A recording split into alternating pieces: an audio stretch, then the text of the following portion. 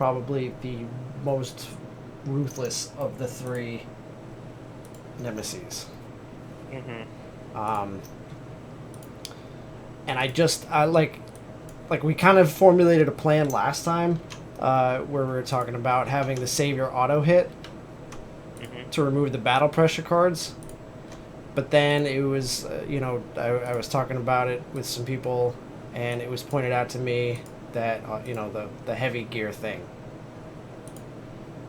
With the person in the lion set just basically runs the risk of getting knocked down whenever they damage. And then combined with the movement decrease is also a big concern. Yeah, I kind of wish we had the barber surgeon, because I saw one of the items was remove all, or you're allowed to spend negative tokens Oh, in really? place of survival if you're insane. Yeah. Yeah. But yeah, I was going through, I loaded it up just to see like what we could do Okay. against that movement penalty, and like It's not much. there's really not much. I mean, look, he's so he's gonna be speed 4, doing 4 damage on his basic attack. So assuming we could get, and he does his basic, and then he does his AI. So even if we put that on the tank, that tank is taking 8 attacks, dealing potential, 4 damage each, hitting Right. on. If the accuracy is the same here, hitting on a 5+, which is like average, it's like median. So like, with a block and a dodge. So like, let's say he rolls 10 dice, and like 7 of them hit. A block and a dodge brings that down to 5. That's still 20 damage that's getting through on one round. So I think that here's what I think I've decided is that the only way for us to have a shot at this is going to be maybe if we were to have a couple people bring founding stones, and so we start by having the savior fire off her bow, like maybe twice, remove those battle pressure cards, and then use the circlet to look at 3 hit locations, and if we can happen to pull one of the locations that has a crit effect of negative speed or negative accuracy, if we could, because if we could pull even 1 or 2 of, or in a perfect world, both of those, I think they're all related to his halberd. There's like the halberd axe and the halberd spear. If you crit those 2 locations, he gets -1 speed, and if you hit the haft of the halberd, it's -1 accuracy. That's the only way I can see us actually even attempting to kill him. Right. Is by putting one of those debuffs on him to bring him back down to like what would be like a normal, somewhat normal range. Otherwise, I think we should just get in there and try and run away and save as many of these survivors as possible, and the time that it would take for him to walk around and slaughter us. Right. So that's my thought. Is like if you want to give it a shot, we can. Worst case scenario is we spend the first turn. We attack to remove those battle pressure cards. Circlet to check out some hit locations, and if we happen to get lucky and we can auto crit something, maybe we can get him, take the fight to him, and still of course always reserve the option later to run away if things start going south. Right. So it's just that it's the I think the bow person is. I mean, I guess we could put the circlet on. Well, look, I could the tank doesn't necessarily need a weapon, so I could not take the Zambato, do this, and now I have a spot for a founding stone. So that lets him take a founding stone. Probably same with, to be honest with you, the bandages, because I don't think that this is going to go so slow that I can be mopping up blood, and that's going to make a big difference. Do you know what I mean? Right. And I think blocking one attack is more important than Yeah, so like he'll be his sole job would be blocking unless we saw that opportunity to get a crit, in which case he could surge for a founding stone. It's just my biggest concern is still the knockback with the. Do we only have one founding stone left? Oh, I thought we had two. Oh no, we do have two. I have one here, and we have one up there. Okay, we do have two. Right. Yeah, the knockback. It's just because if he knocks you back. It's not gonna be. It's not gonna be knocked out. We won't be able to follow because if he knocks you back and then chases after you, I know it. Like yeah. we'll be at 4 movement speed. Yeah. Right off the bat on our first turn. Mm-hmm. Yeah. I mean, I guess the first turn we could still catch up because he'll do his outfighting and he'll do his reach attack. So I think he'll only move essentially 4 away. But like next turn, I don't like it's just gonna start getting harder and harder to even chase him down. Well, like I said, we could also just start in this corner and make him spend his first turn moving towards us. Right. And then we're at least in a corner where, you know, if he knocks us to the side, we have the chance at least of only going a couple spaces because we'd hit the board edge. Mm-hmm. His speed does go up to 6 at level 2 though. I don't know. It's just such a, you know. Well, here, draw our 2 random terrain because that might also decide how we play this. I already pulled the pillars, but we need 2 random terrain cards.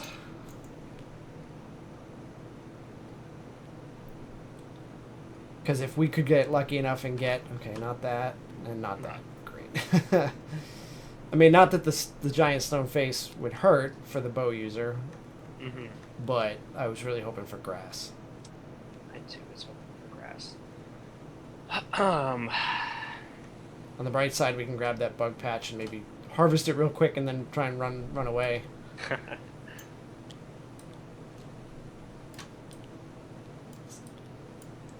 Yeah, I don't know. What do you think? You want to just...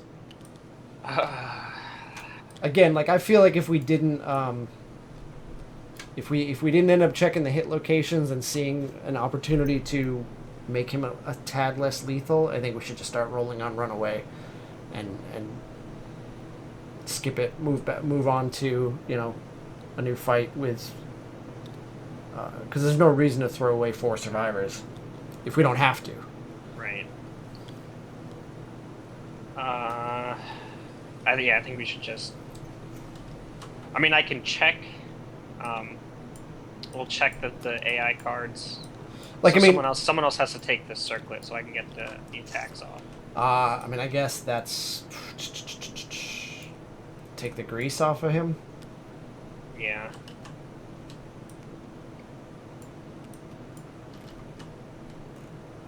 Right, because you need to... Alright, so... I mean, I can surge and throw the arrow. Or at least when he walks towards us, I can throw the arrow and then shoot the bow. Yep. And that'll be guarantee hits.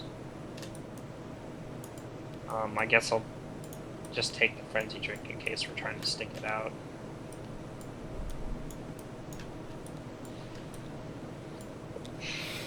So let's start in the corner. We'll make him come to us, and then we'll just see how that first turn goes. You know, get those 3 battle pressure cards off, see what we're dealing with. Because the other thing is with runaway, you know, like one of the things is, you know, because the first thing you do when you decide to run away with a character is you take them off the board. Then you roll to see what happens, and then that tells you, you know, whether or not you put them back or not.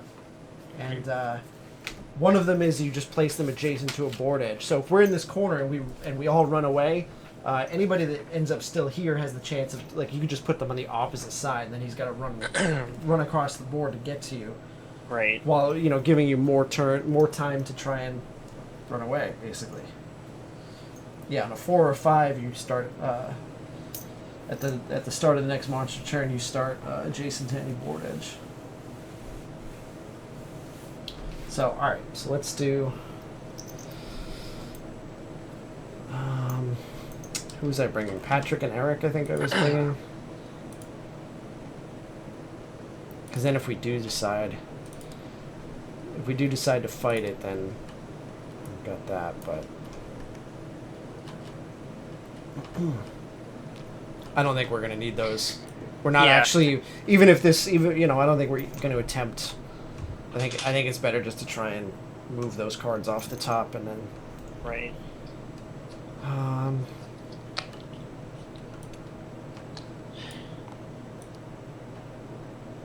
So who do we want here? We want probably him out closest. And then followed up by who's your range, because we want that person. Blue would be ranged. Okay. Beast only. Yeah, we want that person next closest so that they're in range, and then so like that. And he's moving 1, 2, 3. Is like 4, he'll be 5, like 6. here would be his bottom right corner. 1, 2, 3, 4, 5, 6. So you'd get hit there. I'd get whatever the second attack is, whatever his AI card is. On his turn, yep. But that's okay. I can weather one thing, I would imagine. Yeah.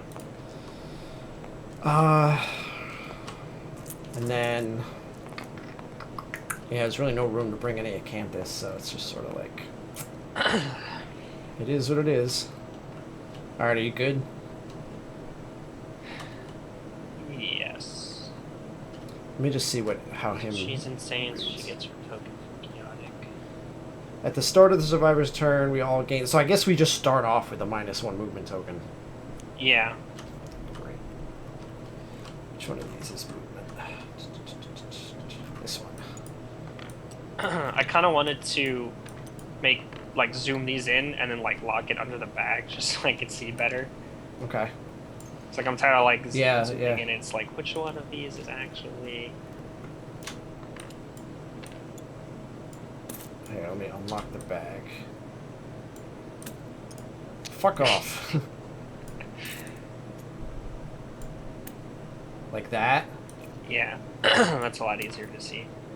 Alright, so relock that. Alright, this is going to take a minute to do all these, though. Let me unlock everything.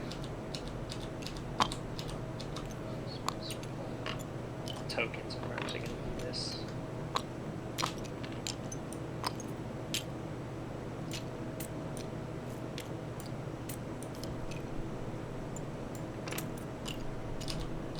There you go.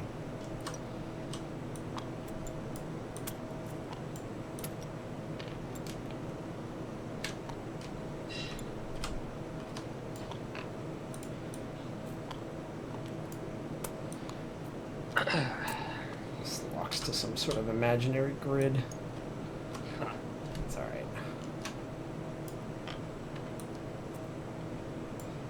Yeah, that actually does make this whole thing quite a bit easier, I guess.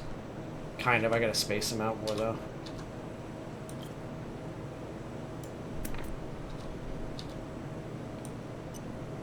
Fuck off.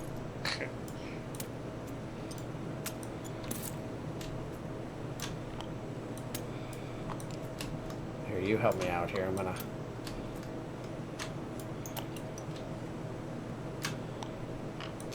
move him just down so that we can see it, because I usually have my camera angled.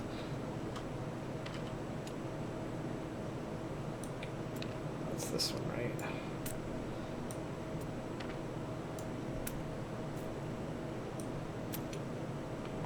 I think I look at the, you know what I look at, or I see when I look at the +1 damage token? I see Daredevil from season 1, don't you? Like I see the I see the Devil of Hell's Kitchen. That's all I see.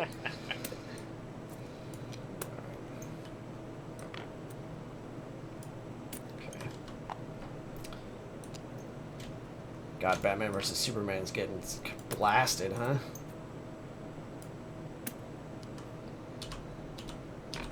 Yeah. Like, I don't think I've seen a really favorable review of it yet. Did you see that? Did you see the sad Ben Affleck video? No. Oh, I'll have to link that to you when we're done here. Yeah, they were given an interview, like one of those press interviews that they do, where they're like sitting in a room like it's all black and whatever. The movie poster's next to him, and the guy asks, he's like, so you've been getting the movie's been getting a lot of mixed reviews, and how does that affect you? And Henry Cavill like goes on like talking, and and Ben Affleck just sits there looking so dejected and just sad. All right, so -1 movement to start with. Whatever, he's gonna come to us. All right, so it's our turn. Why don't you gather the bug? Maybe we can run away with a vermin. Here. Right, Lisa gathering the bug.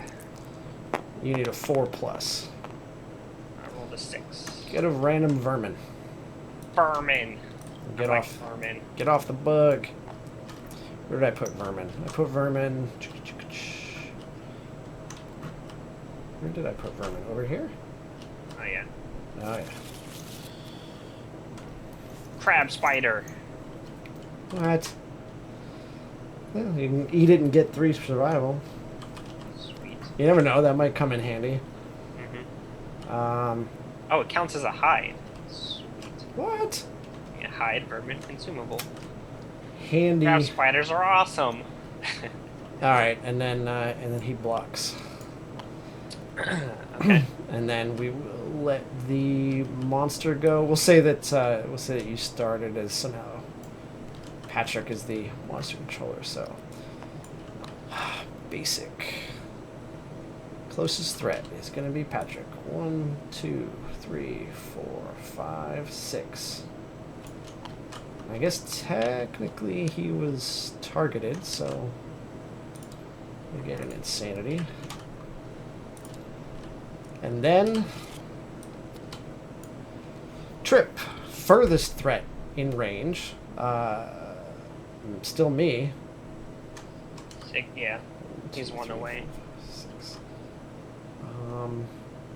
Full move towards the target. Oh, just bash, and he's not even gonna. All right, so 1, 2, 3, 4, 5, 6. So I would say down instead of over. What do you mean? Because he'll swipe here, there, and there. So if because it's left Yeah, it's to right. Oh, I guess you're just having it's him, his right to left. okay. So you're having him face the eastern board edge. Yes, Okay. because I can't. Oh, it's He still. yeah, he has to. So no, if he goes here, can he? Could he have gone there? yeah, because this would be 6 here, but if he moves down, that's Oh, okay. also 6 All right, movement, and he can swipe up, still within Mm-hmm. reach range to hit you. All right, so he gets another insanity. Being targeted again. So 3 hitting on 5s.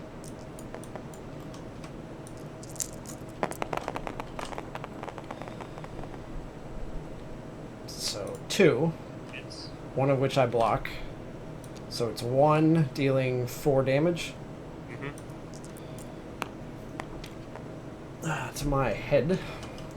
And no bash because I am immune to that sort of thing. And then it's our turn, so here it is. It's like now or never. 1, 2. Right. Delicious. Okay, so let me start with this surge. Stoli. Oh, yeah, King makes a good point. If he's targeting the furthest threat in range, technically he could reach blue, so that should be his target. Right. Yeah. So Well, like, no, Yeah. because I'm not in range. I'm in range of the sweep, not his movement. that's right. Yes, because he can Because attack. it has extended range with the effect, but he can only attack these 2 spaces. He can't actually reach me to start the attack, even with his reach. I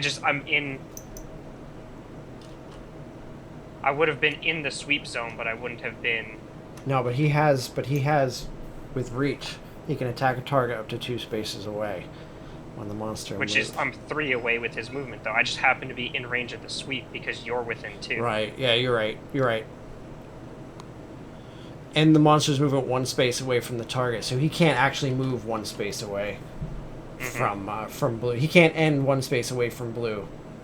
He can only end 1 space away from yellow.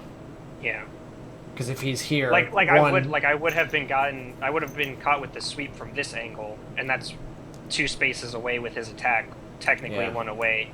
Same deal here, but I'm outside of his 2 sweep range. But we don't have to position him that way because we get to choose. Right. Okay. So spending Stoli's survival down to 7. Rolling with the arrow. Yeah. Okay. So he's -1 evasion. Although, do I still have to roll these since all of my hits are? Because I guess we said 1 is still a miss regardless. What do you mean 1 is still a miss regardless? With our savior. Yeah, but why would it be a miss regardless? I thought when we played her before, we rolled all the die. One of your attack rolls automatically hits each attack, so that actually would automatically hit because that's an individual attack. Okay. So I would still have to roll the 2 for the bow, though. No, that's a separate attack. And you have, how many red affinities do you have? 1 that you have plus a second. So those both auto hit. Plus the charm is a full 1. So you have, but you don't have the speed to account for 2, right? Not yet. All right, well, or hold to on. account for Yeah. Okay, so he gets his minus evasion now. Where is he? You still have to resolve the card, which is just going to be battle pressure. Yep. Right. So then I'm going to take my act to shoot him with the bow. And they both auto hit. You do have to actually roll still because on 1s they override. They automatically miss. Right. Okay. Like that. Like that. Well, we can check what 2 are. Yep. I'm just thinking. Yeah, I guess that's all I can really. That's all we can do. Okay, so she will use her action to check the top 3, one of which is going to be battle pressure, breastplate, and the plume. Neither of which, unfortunately, are particularly good crit locations. We definitely don't want that. Because it's... +1 damage token, yeah, I'd rather not. Yeah, so... Oh, wait, I gotta...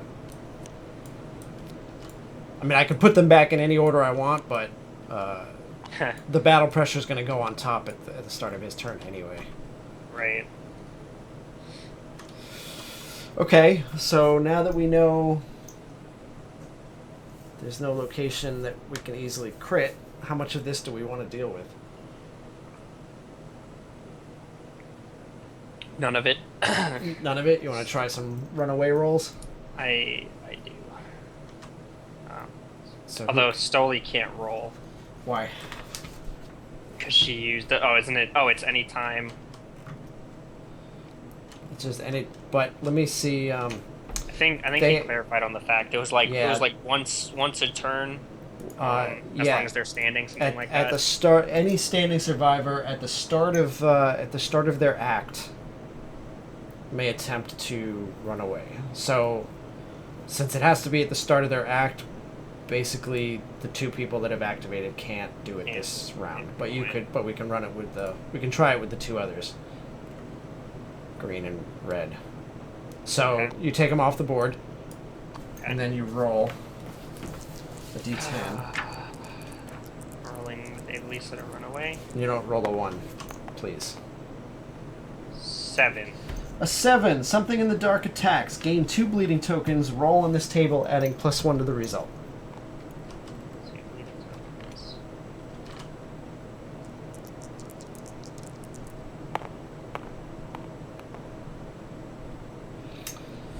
Four. Turned around. At the start of the next monster turn, place your survivor adjacent to any board edge. So you can just shoot to the other side of the map and be out of harm's way. I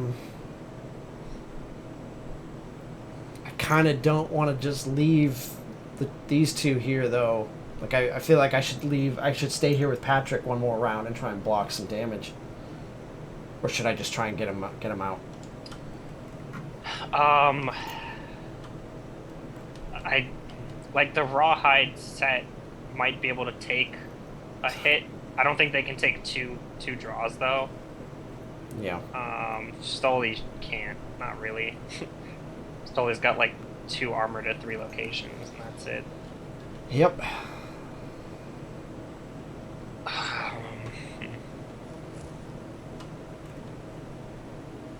So, I mean, I can just block and try and be the target of an attack.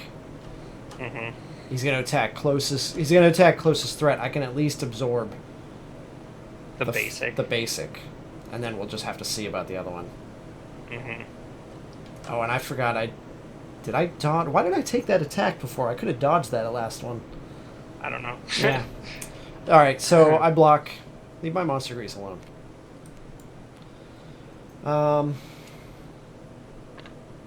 I block, and that's our turn, I guess. Okay. So Start of monster's turn. Evelisa is in the top left corner. Let's fuck him.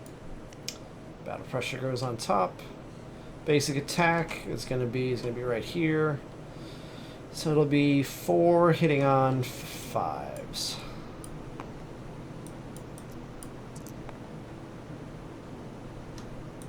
Did I roll 4 dice last time?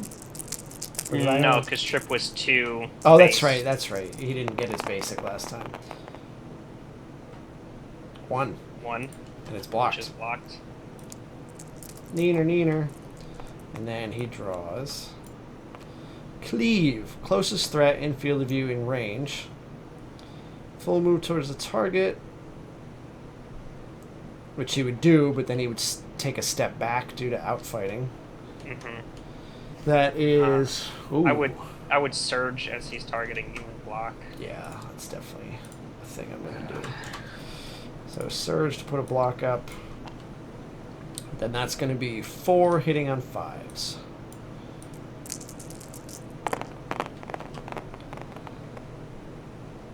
Uh, 3. One of them is blocked. One of them's blocked, and they all hit the head. They all hit the head. So I will dodge one. Oh god, that's going to be... I should have fucking dodged that one last round. Because that's going to be a severe on his head. So I dodge. He's knocked down. And I have to roll severe on his noggin. Well, Patrick might just outright fucking die. Whew, he just narrowly avoids it. And instead, can no longer use or gain any survival. Because he has an intracranial hemorrhage. Yay. Yay.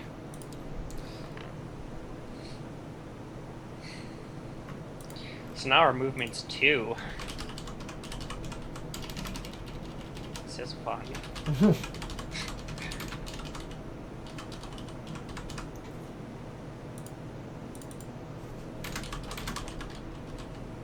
Alright, so no more survival for him.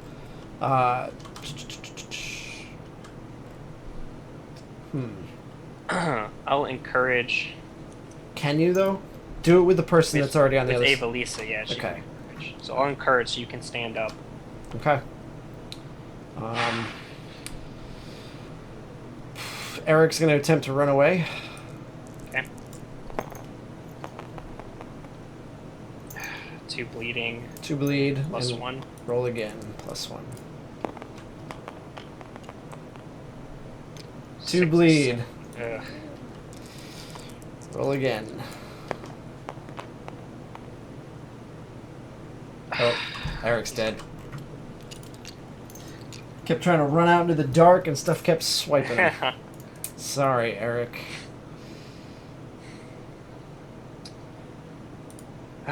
Okay. You want to try it with yours? Yeah, I'll step out with Stoli.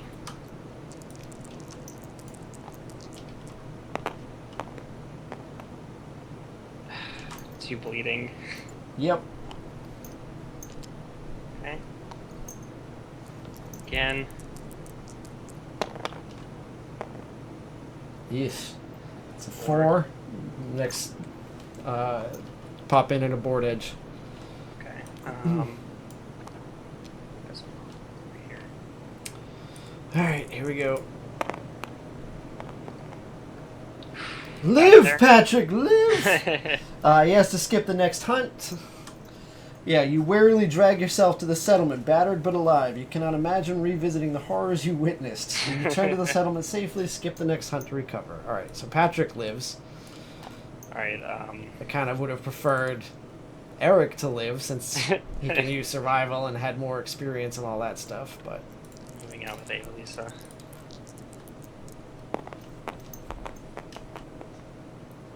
Three. Your desperation to escape causes you to stumble over your own feet. At the start of the next monster turn, place yourself in a space adjacent to the monster. You are knocked down. So don't be in his blind spot. And knocked down, maybe he won't target you. Alright. Okay, monster's turn. Yep. Evilisa, I Basic guess. action, survivor and blind spot closest threat. 1, 2, 3, 4, 5, 6. Draws AI card, which is kneel. Intimidate all threats. Okay. So just blue. Their result is equal to or lower than their current insanity. They cannot resist and are knocked down.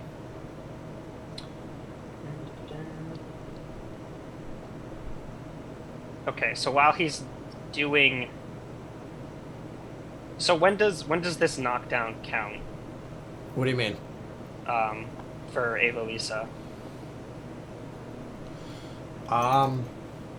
It's at the... You it happens at the start of the next monster turn, so technically it's on his turn. Okay, so I'm going before he does his kneel, because I think Stoli might get knocked down. She has 7 insanity. So I'm going to encourage with Stoli. Okay. So I have the chance to escape over here.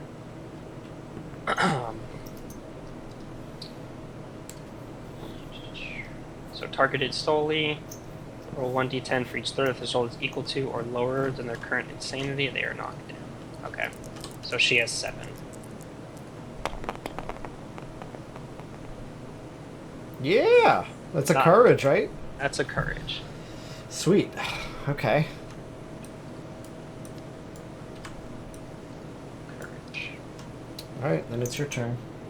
Okay, trying with Avalisa.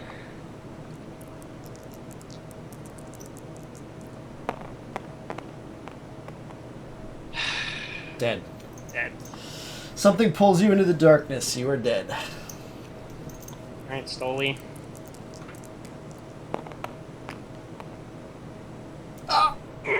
Oh, come on! At the start of the next turn, place your survivor adjacent to any board edge.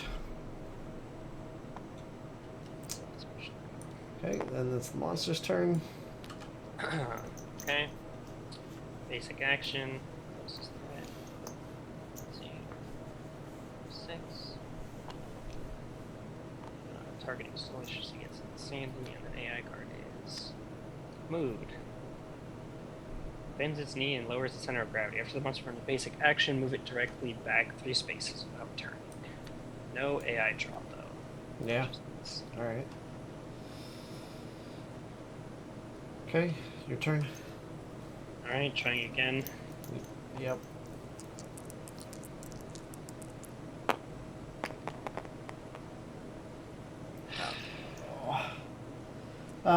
So Jason to him, knocked down at the start of his turn. Which is, we'll say is right now. So he guards, because there are No threats. no threats. So he guards, and then he... After basic action, he takes 3 steps back.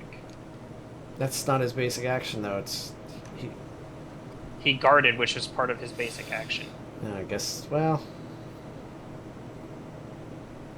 I don't... Alright, well, that's fine. Because, like, guarding, no target guard is still part of his basic action. It's just not an attack. Yeah. Hook and pull. Nobody. He guards. Okay. So you stay knocked down until the end of this turn. So he guards, moves 3 spaces back. Get away. Then he pulls perfect thrust. All survivors are doomed. Pick a target, and if nobody's in the perfect position, nothing happens. It's such a weird. That's a weird hit location there. Yeah. One blind spot, one in front. Okay, so nothing happens. Nope. And you now Ew, stand three up. severe injuries to a random hit location. Okay.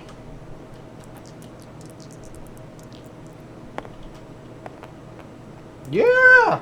Okay, slowly moves it out. You return to the settlement safely. Okay, so we rescued half of our people, basically. One of which was our savior, and the other was some garbage dude named Patrick. Yeah, suck those names. So here's the thing, is there is no definitive ruling on how you handle the whole party running away. So I asked around about it, and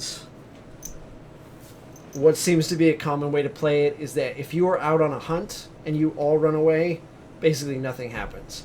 However, if you're fighting a Nemesis and you run away, you suffer the defeat stuff, because basically he's already like at your settlement and everything. Right, that makes sense. That sounded fair to me, so we will suffer the defeat, which is the King's Man rudely breaks something as it leaves the settlement. If the settlement innovated pottery, return it to the innovation deck. I don't remember if we have pottery. We don't.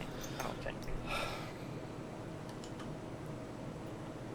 Okay, so then there's actually no real bad stuff for us. Alright, so not too bad. So we just basically treated that as a -2 population event. Poor Eric.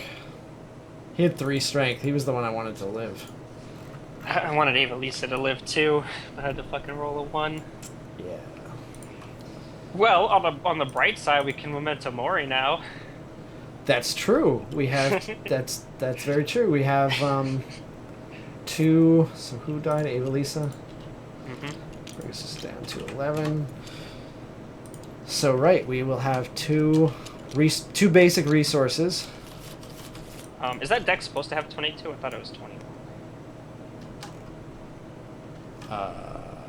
Fuck, man, you gonna make me drag out my stupid basic resources deck? Oh, these. Let's go back to your home.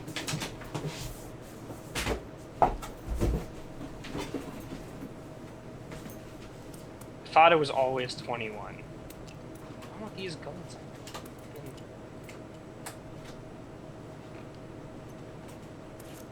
Oh my god, doesn't want to take a stack of 16 in the bag.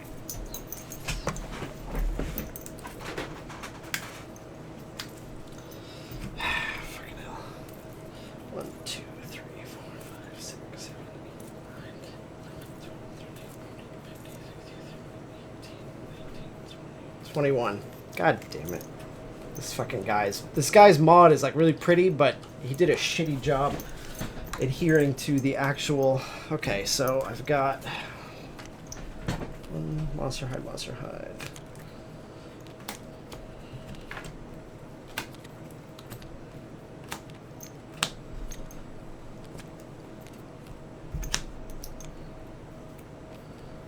Boom. So.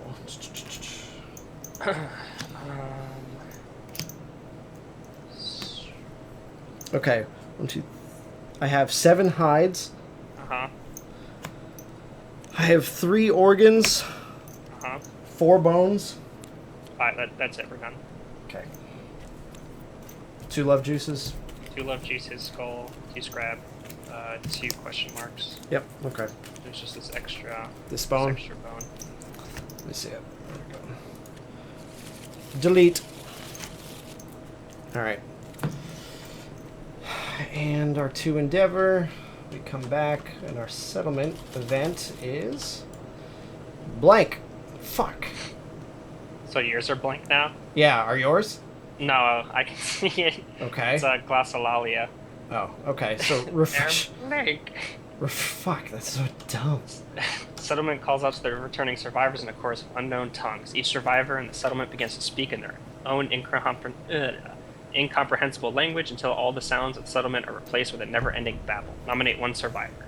Let's just nominate Patrick. He sucks. He can't use survival, so he's pretty much worthless now. So Patrick rolls on the table. Okay. We don't have anybody worse off than Patrick, right? We don't have any other... Not really. Okay. Patrick rolls on the table. He rolls a Lantern 10. 8+. The nominated survivor's words carry above all the others. As they speak, the others begin to learn their language impossibly fast. The nominated survivor gains +2 understanding and adds the title Father of Words to their name. God damn Settlement it. may endeavor at science and education innovations, normally the settlement phase. I didn't want to improve Patrick. So what's he get? 2 understanding? 2 understanding and Father of Words title. Father of Words, Master of Sucking Shit. Alright.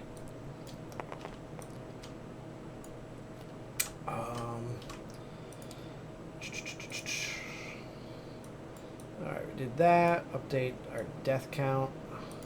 2 more people died. And then update the timeline. Aw, shit. We got some stuff going on. Stuff. Alright, so the first thing that's going to happen is Watched. Which, if you can believe it, I have never had a campaign last this far. So I've never done Watched before. Okay. Dark spots spread across the lantern horde. A nervous hush falls over the settlement. Slowly, the most daring survivors peer past the darkened lanterns, venturing beneath them into a vast chamber, unknown and undreamed of. Slumbering in the center of the chamber, the survivors can feel a presence of immense danger. Their ultimate predator would soon wake, extinguishing the lantern light that holds the endless darkness at bay. Starting with this settlement phase, the survivors may awaken and face the sleeping menace. You may move Nemesis Encounter Watcher to the current Lanterneer. No. Yeah, no. I'm going to say no. It's like, really? Why would you want to do that? The settlements have a different response to the discovery based on their conviction. So we are barbaric. Yes.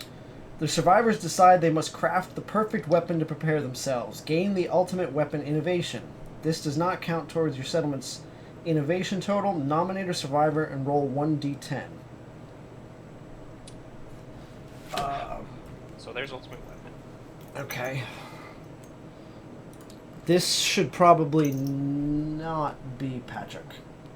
I was kind of thinking Tracy. For what? This event? I mean, I don't know if it's good rolls. I think Tracy, because Tracy's going to be our heavy hitter against the Watcher. You think so? Mm-hmm. Okie dokie. So, Tracy is nominated, and she rolls a 7. The survivor silently decides they are the true hero. They gain +10 insanity, +1 permanent strength, and the quixotic disorder. All according to plan. So she goes up to 5 natural strength, 15 insanity, and she has quixotic. Strength token, which is nice. So that's 1 strength token if insane? Yeah, when she departs. Yeah, +1 survival and +1 strength token. If departing insane. Okay. And ultimate weapon gives us 1 monster resource of our choice from its resource deck. And 1 to our survival. Oh, that's handy. Shit, we can just do an antelope and we can just pick the horns. Mm-hmm. Horns or pelt, whatever we don't draw. Whatever we need, yeah. That's sweet. Okay, so our survival limit goes up to 10. Damn, Tracy's a beast. Watch her step out into the Watcher fight and then just die. Well, guess we're done here. Okay, so we did Watched, and now we still have to do Hooded Knight, which Tracy is also going to be at the center of. Because, of course.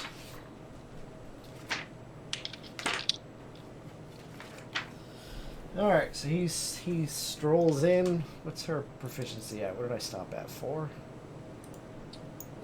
1, 2, 3, 4. So she's at 5 proficiency. So he wants to duel me, and I roll this plus 5. Oh, fuck me. 15. Gain 2 levels of weapon proficiency, plus 1 insanity, plus 1 survival. The knight has unfinished business.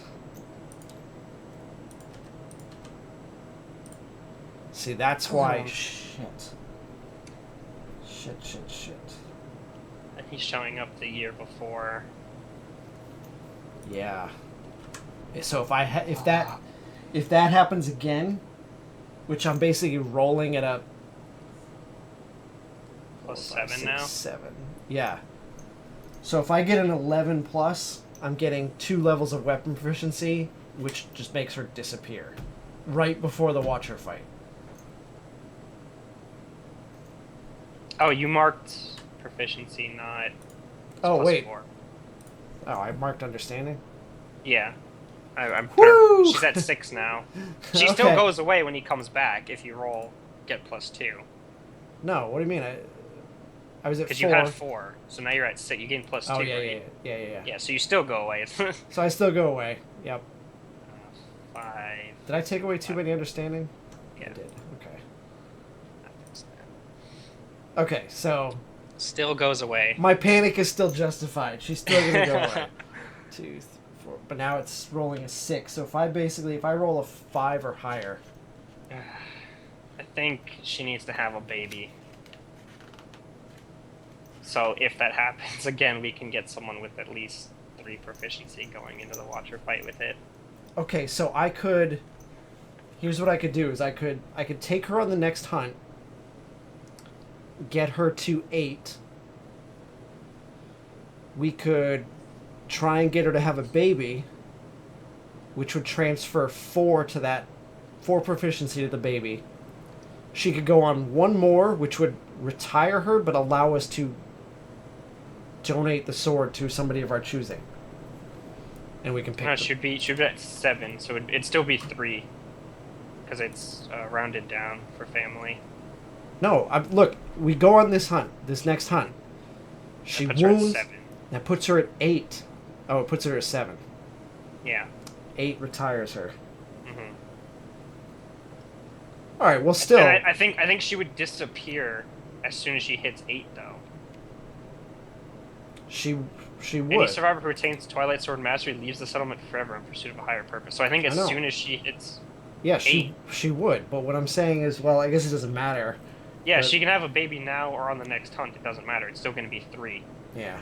Well, we don't have the endeavor to try for that right now. Yeah.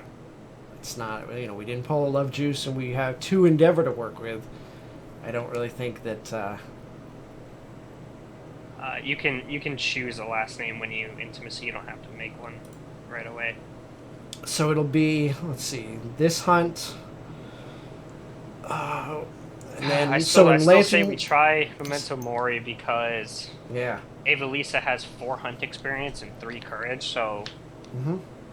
rolling 4 to 10 is still decent. What does she have for stat boosts? Stat boosts don't matter with Memento Mori. Oh. Evelisa's the one who died. Mm-hmm. So we're passing on either 3 courage or 4 understanding if we roll 4 to 8 or 9 to 10. It's just, I guess, who... How many survivors that died? Oh, I guess we just put this on anybody? Because it's nominated survivor that died, so we It's choose- whoever does the Memento Mori. Yep. So I guess who do we want to put either 3 courage or 4 hunt XP on? Well. Kinda saying Tracy. Get out of here with that shit. What are you talking about? 2, 3, 4 hunt experience would put her. Okay, that's fine. And the courage would bold her. All right, fine. But what's the point? Why? Tracy's gonna die. Tracy's not gonna be there so for the who's- Watcher. So who's... I mean, that's assuming she rolls, what, a 5+? You really want to bank on like a 50-50 chance of... I don't want to take her on any hunts just in case we can keep her. So who's not... Let me see, what lantern year are we on? We're currently on 20. We do have a female with 2 Twilight Sword proficiency. We could put it on her and start... She's not going to be able to gain any. She can't use it until... She's not going to gain any. Okay, so Phoenix can go on this one, skips this one, this one skips this one, this one, this one, this one, this one. I also noticed that my pool of survivors, like personal survivors, is pretty much non-existent now. I have Tracy, who's semi-retired, and Patrick, who sucks dick.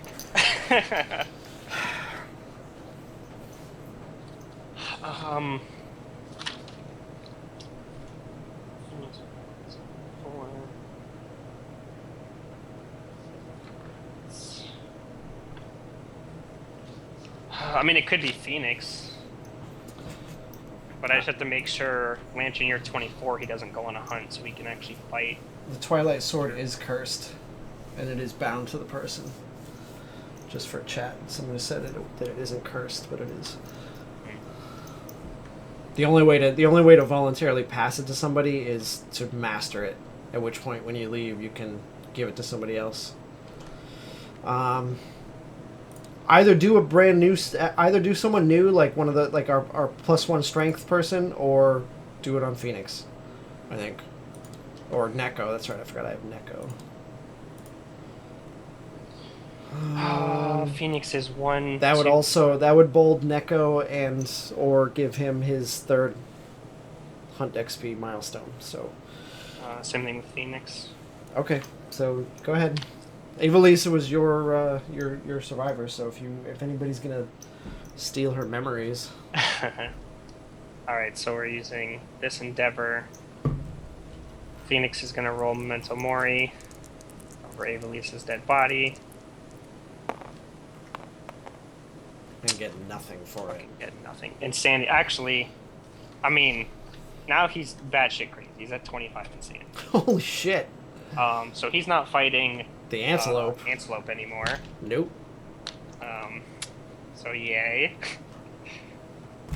Good grief.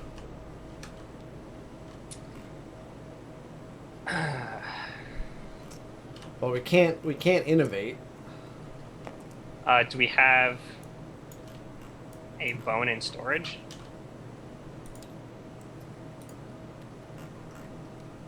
We have shank bones. So we could innovate if that's what you want to do. We're drawing 4. Maybe we could get Clan of Death. Clan of Death to help out just the last couple of survivors. Yeah. You want to do that?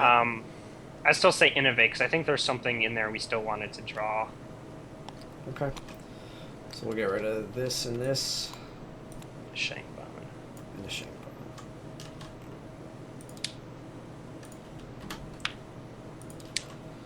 All right.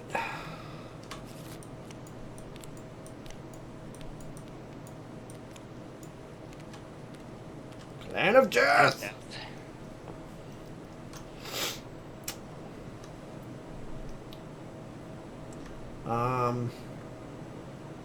So Clan of Death? I think Clan of Death. Clan of Death.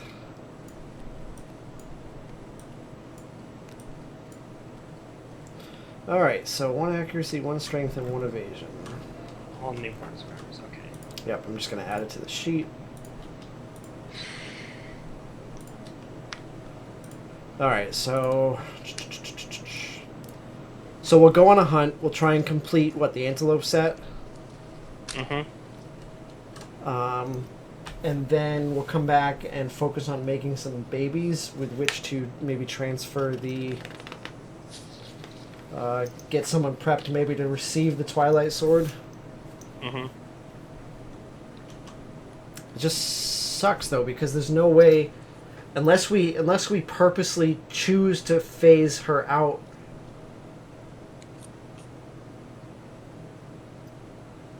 If we don't purposely choose to phase Tracy out and hand down that sword early enough for the person receiving it to go on at least 1 hunt to get to 4, then we're not going to have that ignores slow and gets the The only benefit they're going to have is that it ignores cumbersome.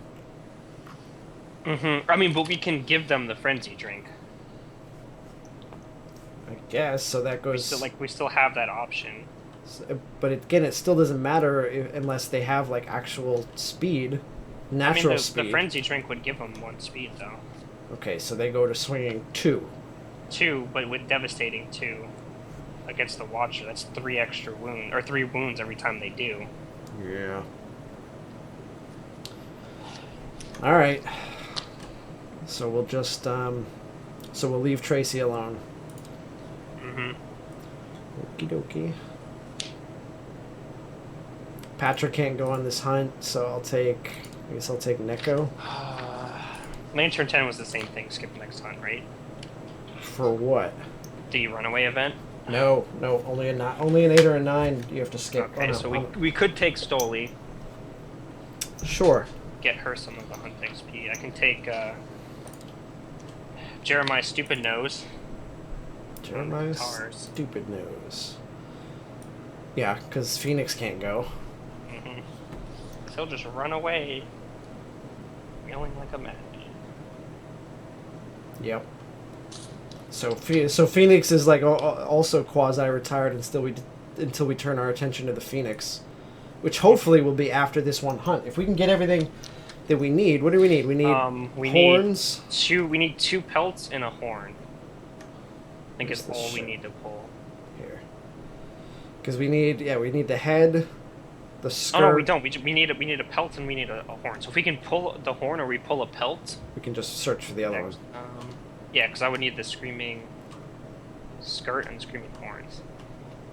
You have 3 pieces. The bracers, the leg warmers, and the coat. So body, arm. So yeah, a pelt. 1 pelt, and so if we can get a pelt. Do we have a scrap in storage? I thought we did. We have 1. Yep. Okay. All right. So 1 more antelope, and then we can turn our attention to the Phoenix, and maybe try and get something before we have to do that. What is it? It's a level 3. Just get 1, 2, 3. We get 3 hunt years, so 1 antelope and 2 phoenixes. Then we get to do a Nemesis, then a regular hunt, and then the Watcher, unless we've pushed it back. Alright, so I am going to take this +1 strength male.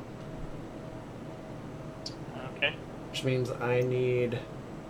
Unless I should take the Twilight Sword proficiency chick, knowing that she can't add it, but no, we don't want that to happen, do we? Nope. All right, I'll take the +1 strength male. I need a name from chat.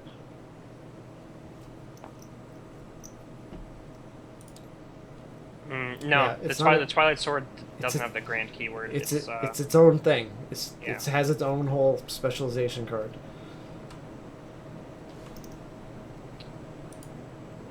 Okay, so I'll take Jeremiah's Stupid Nose and cat gear. Stoli can go. Let's just take her on the bow. You can use the Butcher's Axe again, Butcher Cleaver. Oh, yay.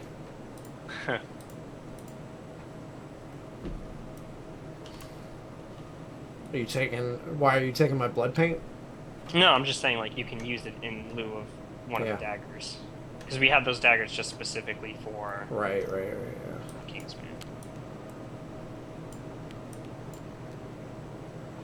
I don't need the circlet anymore either. You can take your circlet back on the bow user. Frenzy drink. Oh, although I did give up... hold on. I think it was Indy. I'm assuming that was from throwing out a name and not just some random word in a language I'm not familiar with. This is going to be Indy. But he's not a newborn, so I have to undo his strength, accuracy, and evasion. Indy.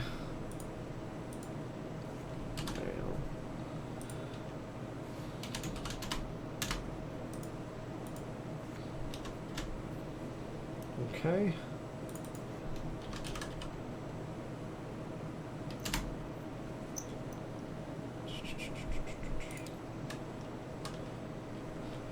Oh, but he does have +1 strength, so he's actually going to be a 2. Not too bad. Now, over here... let me take... I don't need the charm. So I'm going to take the bone sickle, so let's not forget the... Yes. Yeah. Well, I put the event over there on the hunt, so it should... Okay, so I am bringing the sickle, so when we get to that, we can...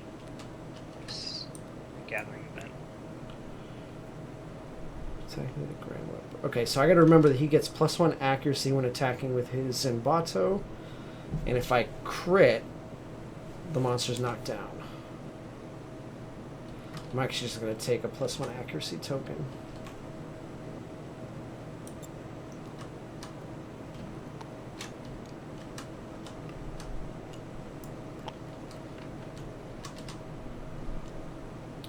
What's our departing survival? Still 5? Yeah. And increased it. Let's see, these can go up here. Yeah, what we can do is we could also use the Phoenix to attempt to advance age some newer survivors. Mm-hmm. For those milestones on those next 2 fights we're going to do. Okay. What was it? You would spend an action, roll like Hunt XP versus Yeah, you can spiral expend tokens or something, and then if you fail, you age. something like that. I forget exactly, but I know it's a possibility. Could boost some people up pretty quickly though. So departing with 6.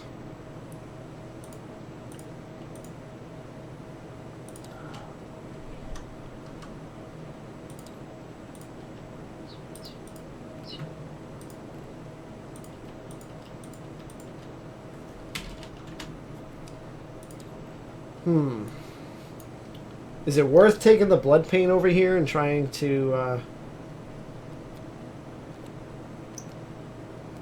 You can't fit the blood paint in your guitar set? Not really. No. I No. could. I would give up 1 strength for it. It's not Alright. not really necessary since I already have paired. I'm going to try it on... Yeah, I'm going to try it on this... I'm going to try it over here just to see. Instead of taking the shield. And see if it helps at all. See how it goes. So he maxes out 5, 5, 5, 5. Seems legit. 3, 4, 5. Okay, and then are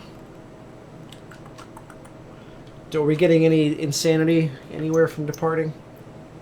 Not unless you have it on your gear. He's got it on his gear, but so depart with 2 from the helmet. Oh, and he also gets 1, 2 from that, so it goes up to 8. Indy goes up to 8. All right, and level 1 Antelope or level 2? I think we can do a level 2. All it was diabolical, so we just have to dash out of the way.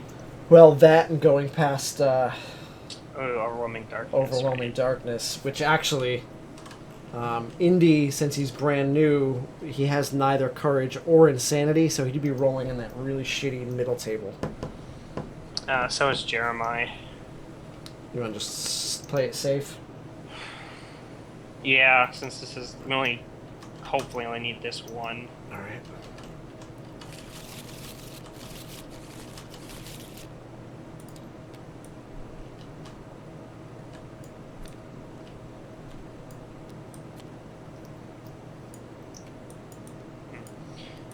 No, King.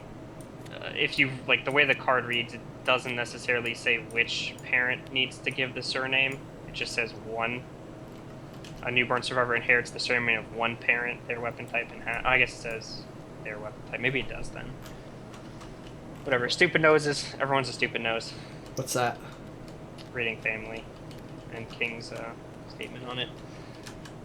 Just gonna name everyone's stupid nose out of ease, because it's clearly the best. Sure. Best surname ever. Alright, I can put the hand away because we will never. Or not the hand, the Kingsman. Where is he?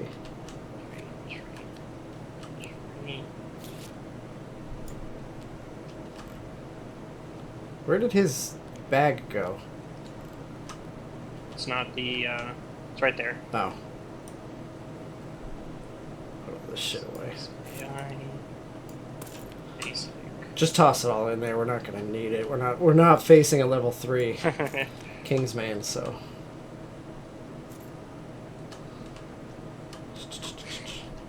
And you need the Antelope stuff out though.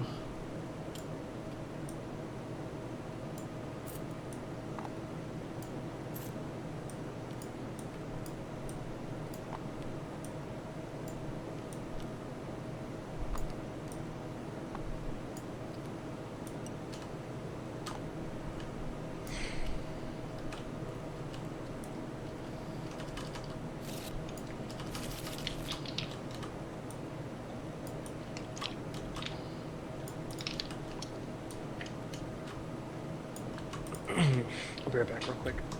Yes, sir. Alright, these are his specials.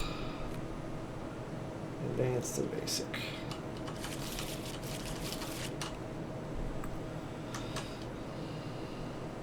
One, two, three, four, 5, 6, 7, 8, 9, 10.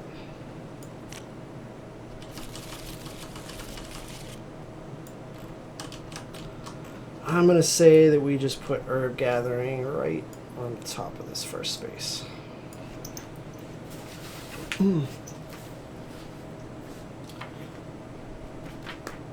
Yes, let's pray for no corporative ticks this time.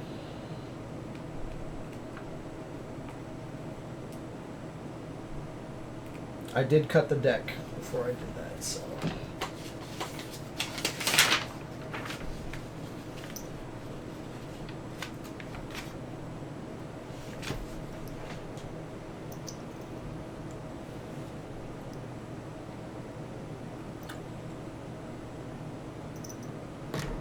Alright. Okie dokie. So I just put it on the first one. Okay. That work for you? Yeah. So why don't you... I guess it doesn't matter who goes. You want me to start it? Or do you want to start it with one of yours? Who's our lesser, not as good person? Indy has 2 strength, and that's it. So maybe you started, so Indy gets the random hunt event, or is it special? It'll hunt? be this, and then that. So you start okay, it. so I'll start. Okay. Poor Indy. So Stoli will start it. All survivors gain +1 survival. Okay. And herb gathering. All right. So we all nominate any number of D10s. Any similar results. Zero out the score. Then we add everything together and figure out where it sends us. Okay. So I'm gonna go with 3 on Indy. I'm gonna take my chances here. 10, 8, and 1, so 19. 19 to start off with. I'm gonna roll 2 You pussy. for Stoli. 11. Getting 11, so we're at 30. Okay. I'm gonna roll 3 again. Yeah, fuck it.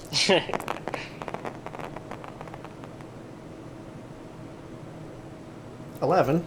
And so 41. Okay. So I'm then gonna roll 5. What? Oh god. Welcome to Zero Town. 0 town. Fuck.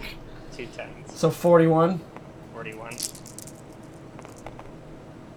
Man, we were one. You should have played that safe. We were on the cusp of the next tier, which would have given us A vermin. Oh. Ow. So we just get a fresh acanthus and everybody gains a survival. My people are camped out. Now so are mine. Yeah. Alright. Next time I'll tell you, it's 12 to 44 is the safe range. Mm-hmm. And then 45 to 74 is the fresh acanthus and vermin. Mm-hmm. 75 plus sends us off on this whole other crazy thing, but you have to go pretty balls deep to get a 75 plus. Okay. Though if you do the herb gathering event after the overwhelming darkness space, you get plus 10 to your final score. Just so you know. So who is that? Green? Yes. No, blue. Sorry. Blue did that one, and now he goes over and says... Oh, no. Ah! Damn it. Teething. We find a trail of large rotting teeth littering the ground. Each survivor may scavenge. Large flat tooth. What are those used for? Anything? The guitars, but if we pull out the Let's- flat tooth, that's closer to pulling a horn or a pelt. Well, someone's And gonna... only a 1. Yeah, I can do that. So, on Neko. 3 is nothing. Just nothing? Just nothing. Just nothing. Okay, and then on Indy. Large Mine flat is tooth. an Antelope. Is a large flat tooth. Sweet. Alright, I'm gonna roll with Stoli. There may not be, if there isn't an... Okay, there's at There's least... 2. I know there's 2. Okay. 3, nothing happens, and then rolling with Jeremiah. When you gain this, a survivor of your choice gains +1 insanity. 5. Nothing happens. Okay, so we just get the 1. Well, I almost rolled over to 9. Alright, so Indy's got an insanity. At which point, Indy moves on to this deal, which we know is a random. That card surprises me every time. 24.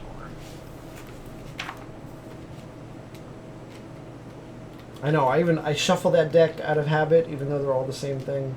Alright, 24. We're doing a level 1 Antelope Rancher. You're playing it safe. The survivors pass a stone face that appears to be holding something in its mouth. The event revealer investigates. Gain 1 courage and roll on the table. Oh god. Okay. So he gets a courage.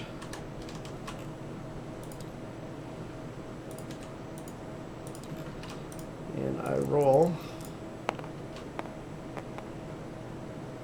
6. a 6. More rocks. What did you expect?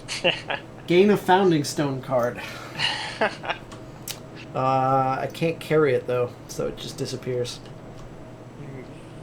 Fucking rocks. Tired of these rocks. Stupid rocks. Okay, and then you on the next one with green. Fucking balls! Always ticks, always on this fucking spot. Ah. Well, Indy's pretty much screwed. Let's get that out of the way now. Yeah, go fuck yourself. Fucking carbon of ticks. Okay, Jeremiah has 1 hunt XP. So he loses all of his survival. That's the first step. Mhm. Great.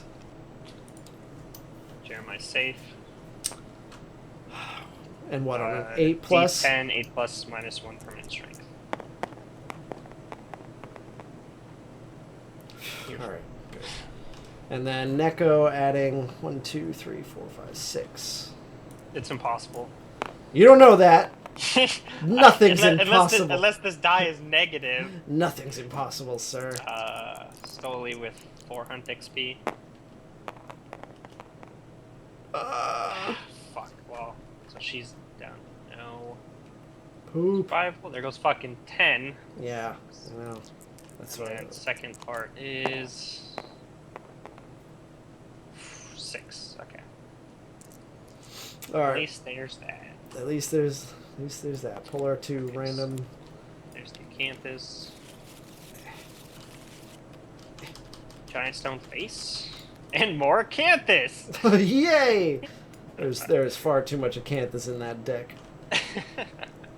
I wonder if I feel like I should like go check it against an actual team. There should be 4 acanthus in there. God.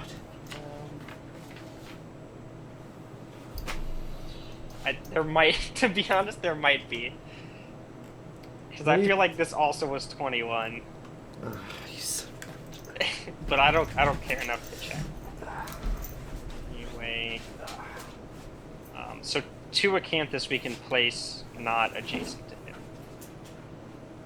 Maybe.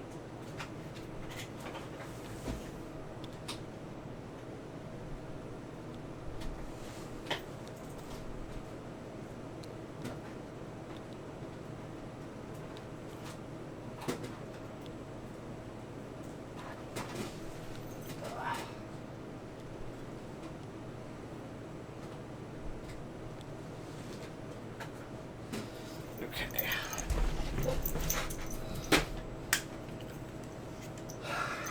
Trying to find these cards, like cards with black backs in a black box in a half-lit room. Trying to figure out which deck is which. 1, 2, 3, 4, 5, 6, 7, 8, 9. 21. Yep, so we have an extra card. There's 22 in that deck? Yes. Fucking hell, man. Okay, I have 2 stone column cards, 2 stone faces, Nightmare Tree. Pretty sure there should be only 1 of those. 2 toppled pillars. Let me see the canvas. 1, 2, 3, 4. I think the acanthus. I think we have an extra acanthus. How many acanthus do you have? Yeah, there's only 4 in my deck. Yeah, so that's extra acanthus. This guy right now. I know, yeah, he's really... I almost want to just go back to the other mod just for this. Or either that or I'm going to have to sit down and double check all of his work since he doesn't know how to count. Alright, well, the one to the left is the extra. Tall grass and a bug patch. Okay. Get an extra card, this is ridiculous. Okay. Well, I'll remember to... we'll sort out the Phoenix before we start that hunt, because we know the Antelope deck is good now. Mm-hmm.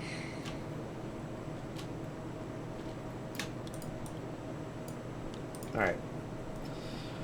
Where doth we wish to put these things? Just over here, maybe? It's gonna start coming towards us first. Potentially. So probably 1 closer towards us, and then like 1 by this acanthus. Sure. So let's say here. And then what's bug patch adjacent to the monster? There you go. Like, in some decks, it doesn't matter. Like, the fact that he added so many cards to, like the inventory decks, that doesn't matter because you're not limited in the game to what you can craft. You're not limited to the cards that you have. So, like, he only provides for every piece of gear, like, 3 cards. But you can craft 4. You just have to, like, write it down on a piece of paper or something like that. So, for some of the decks, it doesn't matter. But when it's, like, arbitrarily inflating or decreasing your chances of drawing more varied terrain, for instance. Mm-hmm. Or specifically for the loot, it's like you can only get 2 teeth or 4 shank bones if there's more than that. Yeah, one horn in that whole deck. So if you have extra cards in there, it's really hurting your chances of getting the stuff you need. Mm-hmm. So at any rate, so we will start over here. Where'd you put that bug patch? Adjacent to the monster. It's right. Oh, okay. We should definitely try and nab that up. Mm-hmm. Let's see. I am fine. Yes. You're good? Mm-hmm. Alright, here we go. He draws. Bite. Closest survivor in field of view. We'll say it's Neko. So he gets targeted and moves 6. 1, 2, 3, 4, 5, 6. Okay. I can start off and throw my arrow. Alright. It's a guaranteed hit, so he gets his -1 evasion. Yay. Yay. For our savior. Yay for not moving in. I was like, well, let me move up and block, but I thought better of it. Yay for me not doing that. His toughness is 8 because he hasn't drawn that trait yet. So that is needing a 3 to wound. Oh, sorry, no. Not a 1 with the arrow. Okay, well, you just managed to do that again. Pull your wound. Where's the... Technically up here. Okay, I was like, because there's like this stuff here. Yeah, no, these are his extra. These are his extra stuff. Yeah, okay, I got you. So I'll move them. I'll put them. I'll put them. Like, over where here. am I dragging this to? Yeah, I gotcha. There you go. Okay. 1, 2, 3. I'm wondering if I should just surge and get some extra bow attacks in. Let's fucking nuke this guy. Let's do a Phoenix tonight. Okay. So I'm gonna surge and use my movement.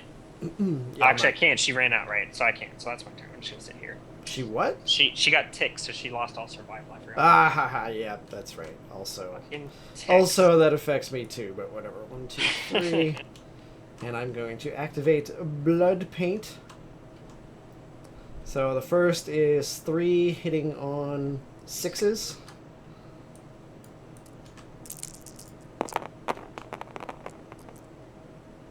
It's 2 hits. Oops, nope. So if I fail, he's going to knock my weapon away. And if I wound, he's got minus. Okay. So with this, it goes to a 4, so needing 4s to wound. Do that first.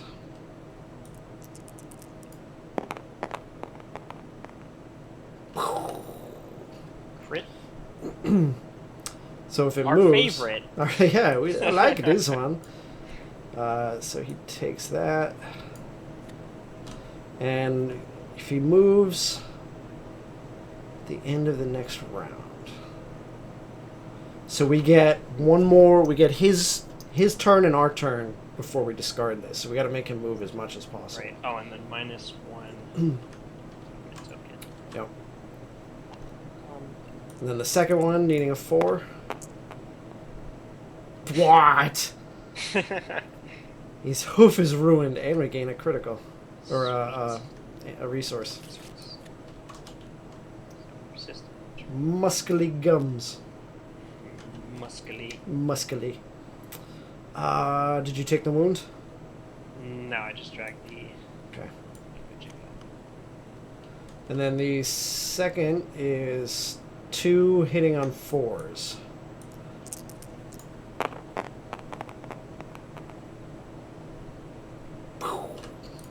Hits.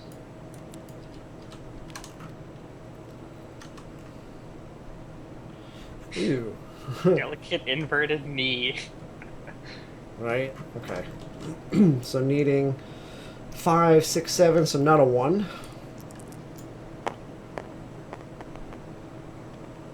Oh, you son of a bitch!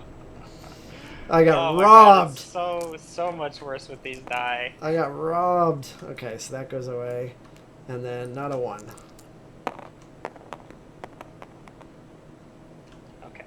Or a 2, because a 2 he would have consumed your weapon. Right, yeah. Okay, so that's a wound. Oops. I miss our other hunt board. Our other showdown board. Like, just Yeah, I used to liked it. where the other one was set up better, definitely. I might try and mock that up and put it on its own item so I can just import it in here and set it up over here. If for all my free time that I have. Alright, so that's her, and then does you want to go with green? Yeah, I'll go with Jeremiah's stupid nose. Here.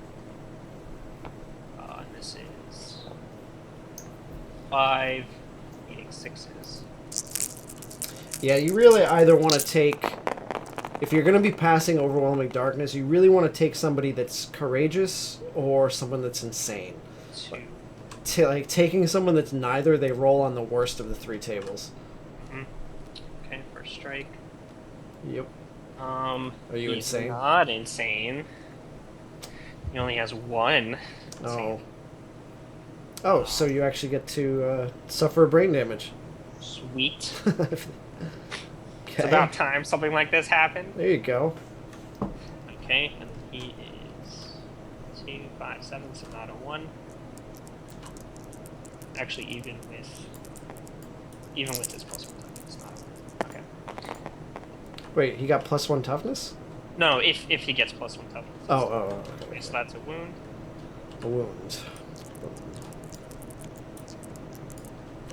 Roll. 5 is a wound. Okay. Roll 1d10 for each survivor currently in the monster's blind spot, so nobody. Mm-mm. Suck it, Antelope.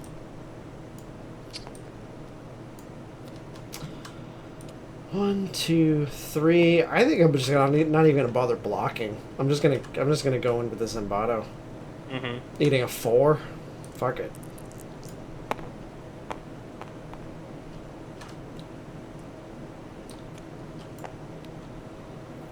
Oh no, he's gonna turn to face me.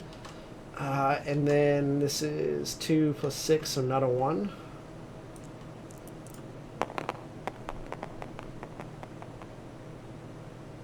That's good. That's 2 wounds. Fuck it, I may as well surge and try again. Shit, is there anybody that needs their proficiency though? Jeremiah just got his, so he's fine. I I haven't declared anything on Stoli because it's like not really gonna matter. Okay. So then I'm gonna spend a survival to surge. Needing a 4. Oh. Oh. I will surge with Jeremiah. Sure. 3 needing 6s. 3 hits. Yeah, I'm with chat. Watch his next AI card just be like, chow down. Minus 2 toughness, doesn't matter. Screaming out resource. Okay. I'll do this order, Giant Tongue first. Not a 1. That's not a 1. Second location. Oh, come on. So Nothing nothing. happens. Do it.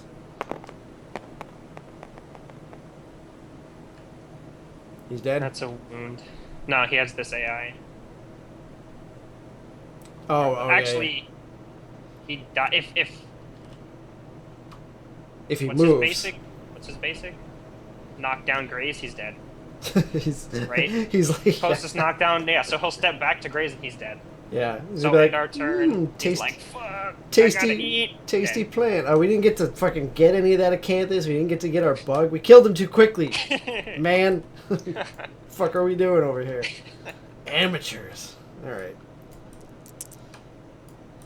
Easy peasy. So we get 1, 2, 3, 4. 1, 2, 3. Oh, I forgot to record this fucking thing, the crab spider. Spider, yeah. We'll just leave it there for now. I'll record it this next. Well, we got a pelt. and not a horn. So I say we take our ultimate weapon What do you know? and and pull a spiral horn. This card a horn. All right, there we go. Good stuff. Efficiency and that. Indy is on his way to being somebody. Alright, Jeremiah gets his first age milestone, and Stoli gets her second, right? And she also gets a strength. Don't forget to give her her strength. So I'll record that strength first. Let me roll first age milestone with Jeremiah. It is, which is why it's not. Which is why the. Hold on, what'd you roll? 5 first age milestone Jeremiah. Strength. 1 strength. Yeah, so level 2 Antelope is. Gives you 6 Antelope resources and 6 basic, but the Antelope also starts like back on one of these 2 spaces.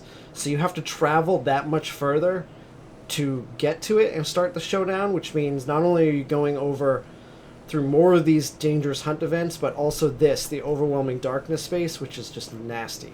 So it's like it's depending on where you're at in the game, it's not necessarily like a viable risk versus the reward that you get for jumping up to a level 2. You know, you and especially like in this case, we needed 1 pelt. We need just horn, one. And we can choose to pull one of those because of ultimate weapon. Yeah, so there's no point in risking the damage that these hunt events and overwhelming darkness could do. 8 first, Stoli's second. Pretty sure it's a fighting art. No, that is a strength. On second? Second, yeah, 7 to 15 is a strength. Oh right, the middle ground was strength. Yay! So she's at 4. Nice. So she's definitely a watcher candidate. Alright, so we get 4 endeavor, right? 4 endeavor. Hold those. You're gonna have to read the card for me because it's blank. Nickname. Oh god. Alright. Okay. Okay, so your guys first. Yeah. 3 die. This is actually fun because it's like a mystery for me now. All right, so we'll do Indy first. He rolls. Ooh, 10. A 10, 5. a 5, and a 4. Okay, so shining plus 1 permanent accuracy. Ooh. Fool. Yep. Of the lantern. That's not too bad. That actually kind of somewhat makes sense. Okay, and then for Neko, who already has a nickname, does it say anything about like? May only be nicknamed once a lifetime. Okay, so he can't get nicknamed again. Okay, so Jeremiah doesn't have one, and Stolen doesn't have. Okay, so first for Jeremiah, second for Jeremiah, third for Jeremiah is. There are 9 specific Antelope hunt He just events. got +1 speed. Who did? Jeremiah. So 7 is Wise, 8 is Savior, and 10 is of the Phoenix. We're getting cool nicknames this time around. Jeremiah, Wise, Savior, Phoenix. Stupid nose. Oh, that ruined it.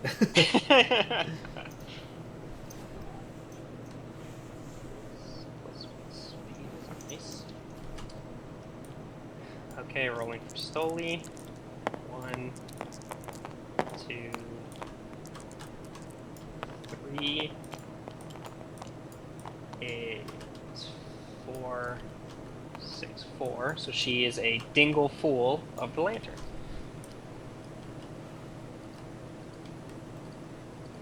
A Dingle Fool of the Lantern? Mm-hmm. Meh. Alright.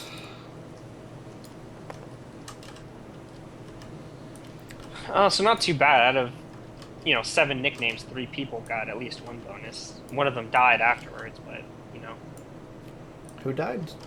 Sarah. Oh, yeah. Oh, yeah, that's right. Like, immediately afterwards. Yeah, it was the culling of the most courageous. Right.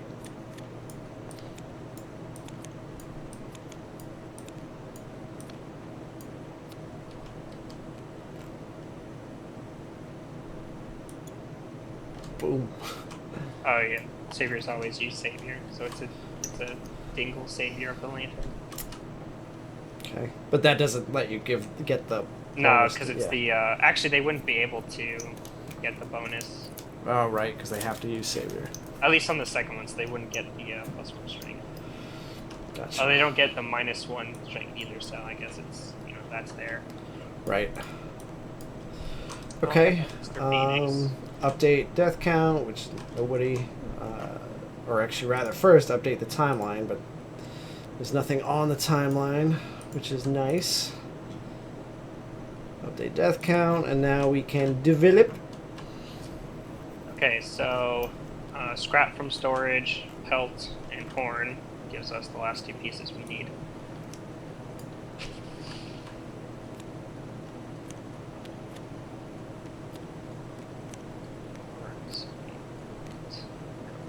Oh, whoa!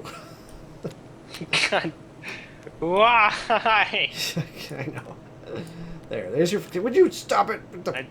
I knew where the horn was. Okay. What else do we have here? We still don't have the thing for cooking. The acanthus has to be dried. Can't do anything with the. Well, we don't necessarily need to change it.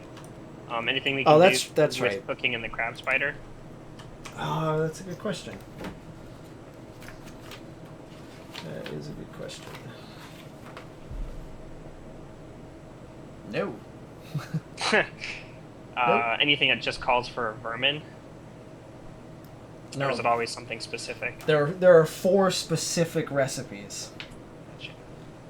So the good vermin to get for cooking are nightmare ticks, cyclops fly, sword beetle, or hissing cockroach.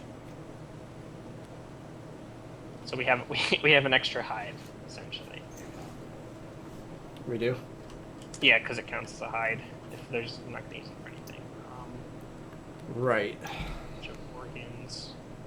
Yeah, because you can't take this back out on the hunt, so it's basically... Organ. May as well just use it as the a hide for innovate, just to get rid of it. So these 3 plus endeavor.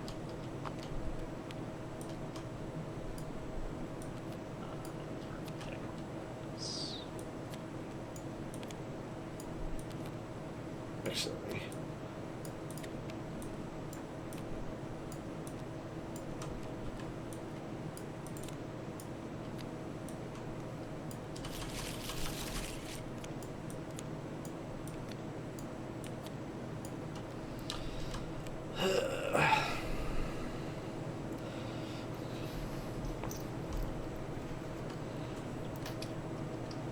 Hey, look, it's that pottery that he didn't smash.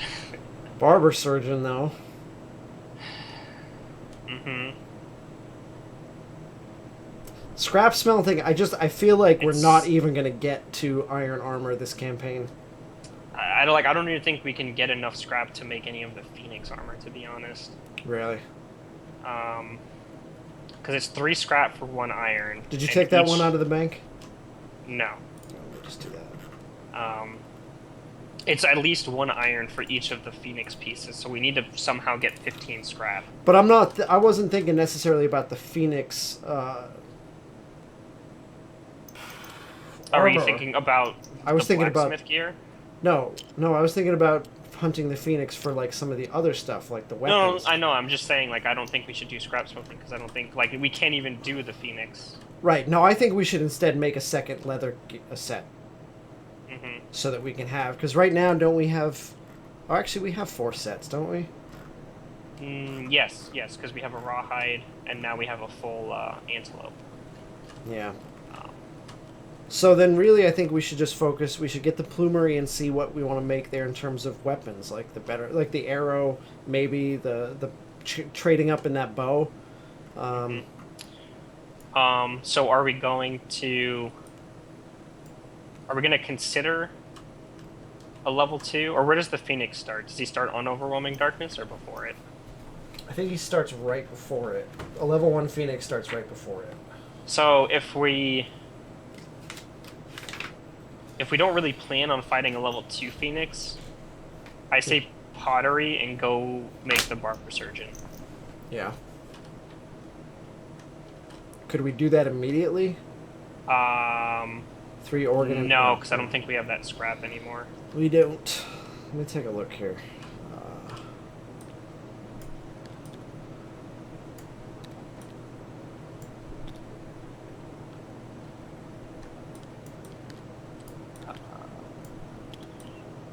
Yeah, the brain mint, which we would need a screaming brain, which we kept throwing away, but Yeah, we did. that lets you remove, or lets you use negative tokens as survival.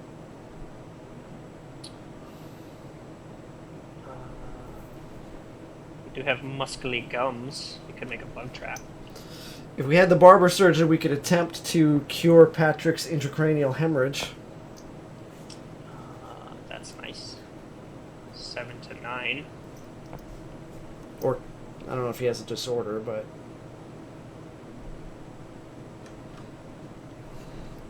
Because over here, I feel like it's the arc bow, right, to improve on the... I'm trying to remember what some of these things do, but... Bird bread, too, if we get +2s in the hide. Yeah. I don't think we need the hollow point, it's only -1 movement. But it is a good way to attempt to wound, because I believe it's like 11 strength.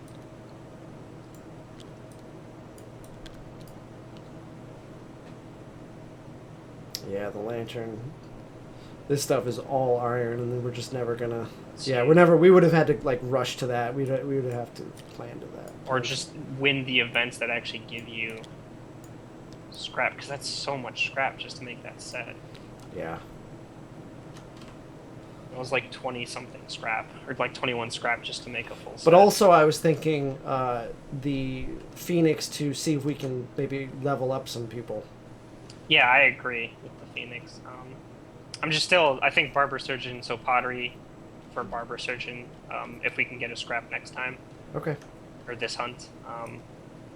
+1 survival limit brings us up to 11. Alright. You want to just put everything in storage for now?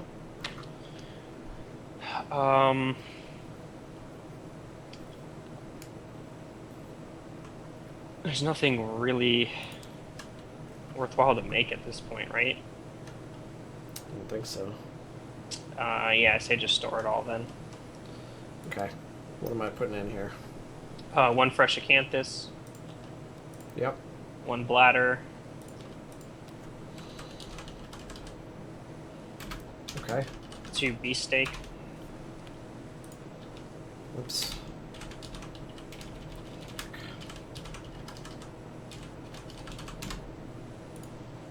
1 muscly gums.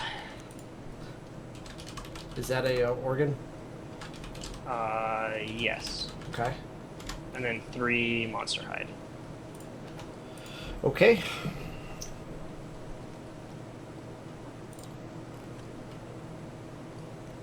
And then we have 3 endeavor left, so 1 should shrine, and then 2 for baby making, maybe? Yeah. Alright, so Tracy will augury. That is babies. Babies. Tracy and Neko.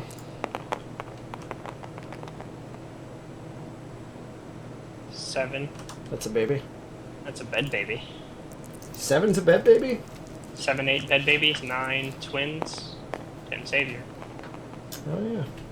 It is a boy bed baby. A boy bed baby. Which is 1 accuracy, 3 strength, 1 evasion. Yes. That's crazy. Chat, name the boy bed baby.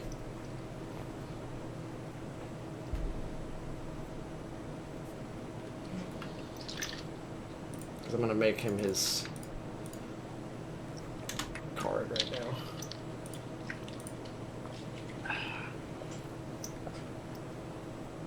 Gunther. Boom. For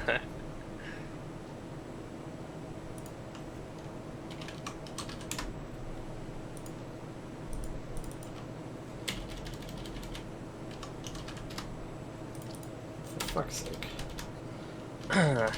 Yeah, what proficiency are you gonna... Probably the backup for Tracy. Alright. Strong start having a bed, baby. So that's 3 strength. Yeah. Okay. And he gets 3 Twilight Sword. Alright. And then she will augury the second time. And roll garbage. 3. It's +1 understanding. And we lose with the choose from the other way. It's alright. We have plenty of stuff we don't really need.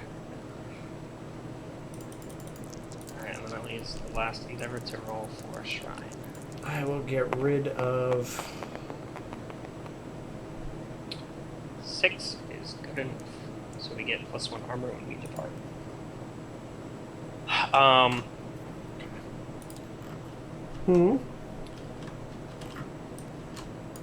So now we can scream up insanity for your potential Twilight user.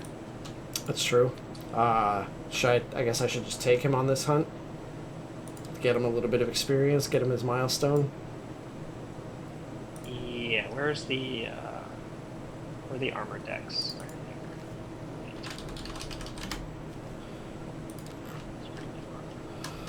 You depart if you are insane at +2 locations. Okay.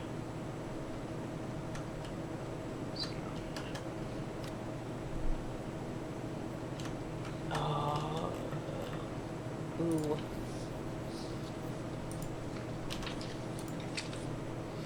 Alright, so I'll put Gunther on this stuff. And I will just... Take Phoenix. There's no insanity risk during Phoenix, right? Shoot, not that I remember.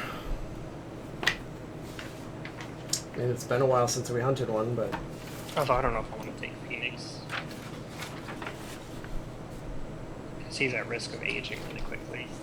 Yeah, don't take anybody that could get, like, phased out. I don't know if I want to take Neko either, actually. I'll take Jeremiah since he only has 2. I guess I will take...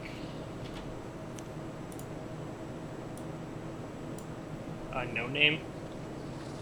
Yeah. How many of those do we have, anyway? Up to what, 12 people now? 1, 2, 3, 4, 5, 6, 7. Neko is at 1, 2, 3, 4, 5, 6. He's at 7. Which means 9, and he'd have to retire. Each token was 4, if I remember correctly.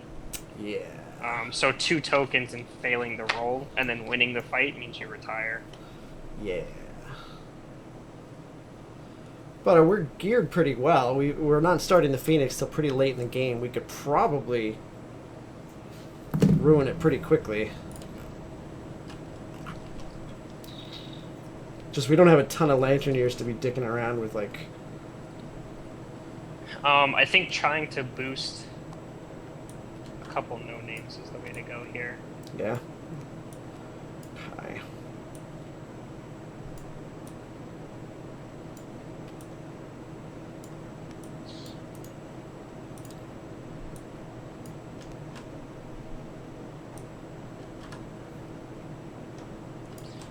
We have random, boring old no-name female. I'll take. Probably. Those cry babies.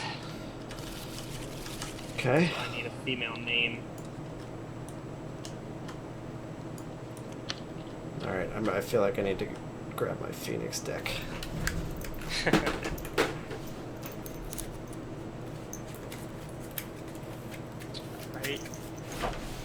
Philosia.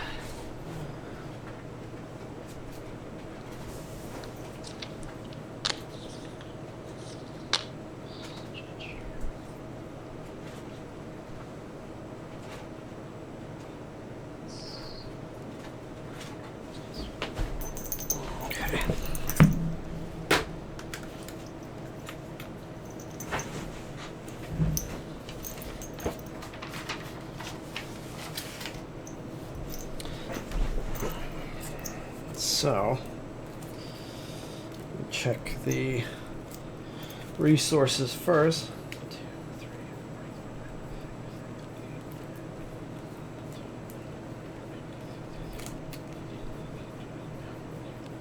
24 resources. Has 24 here. That's encouraging. Hit locations. Let's see, that's the basic.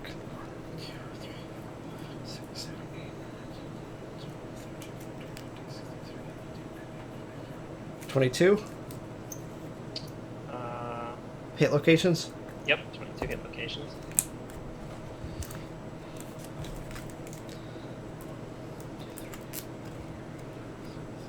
Nine hunt locations.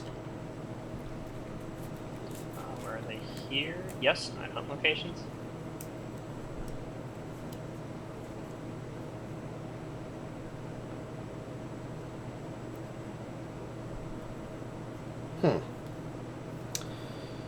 Okay, and then let's see. Looks like 4 legendary cards.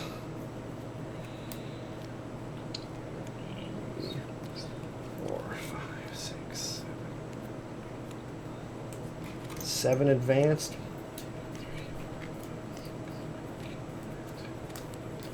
And 13 basic.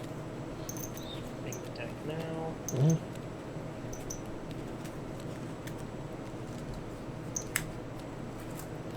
I 100% do not want to fight those legendary cards. Yeah. They're fucking nasty. I get you, but one goes in the deck. Even at level 1, there's 1 legendary card in the deck.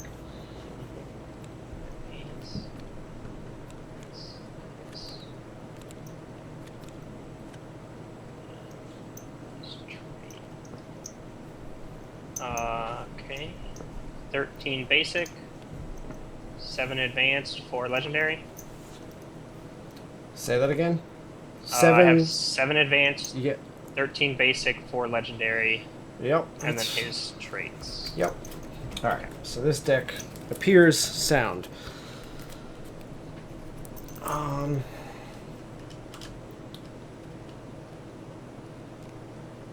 Well, there should be. I pulled out his traits. Okay, so technically. And then there's 4 of these. Yeah. Okay, that's fine. But he doesn't get materialized, does he? I thought he did. Yeah, he does. Both of them. Okay. Okay, so his hunt. Which I guess we gotta finish. Oh wait, that's the antelope. Where did you put his? Okay, I see them. Sentiments.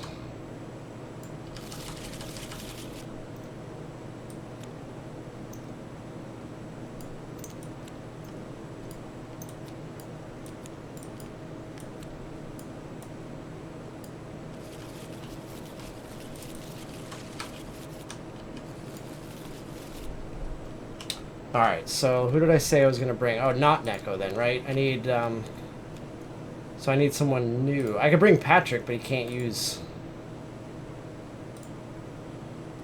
whatchamacallit, survival. Mm-hmm. Who'd you take? You took a new female? Yeah. I took the new female without any bonuses. You gotta put her name on the list, man. What's her name? Philosia. What? Thelosia. Alright, I'm gonna take this female, so I need another name. Hey, Tasaya, would you do me a favor and maybe not spoil like the entire game for everybody that hasn't played it before? That would be fantastic. I need a female name, Solvala. That's an interesting one. Solvala. Duplicate.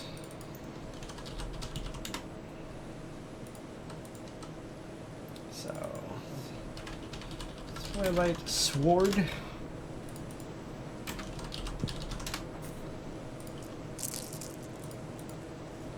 Female.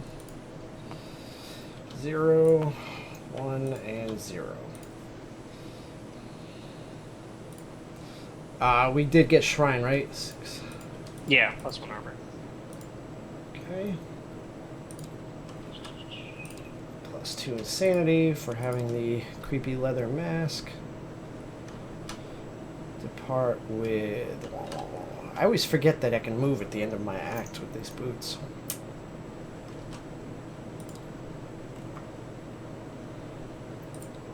So it brings me to 8, I believe. And Gunther.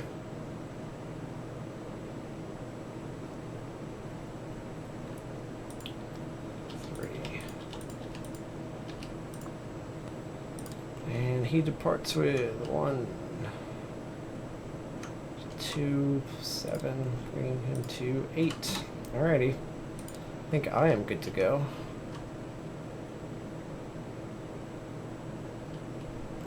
You all set for the hunt?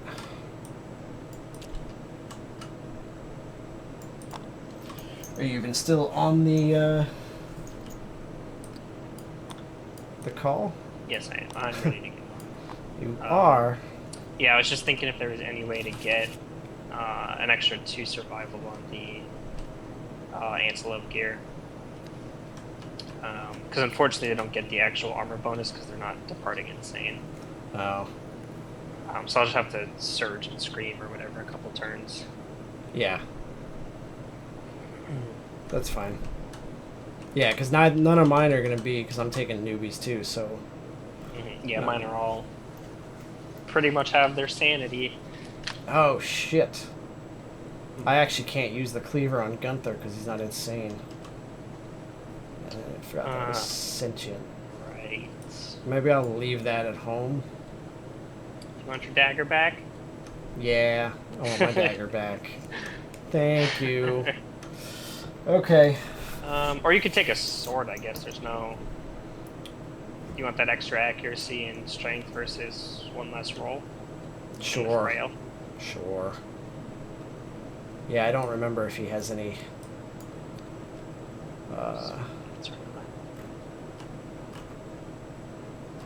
Okay. So why don't you start with the bow user, so we can do herb gathering. Okay. We'll start with herb gathering on the bow user. Everyone gets 1 survival. Yay. I like survival. 2.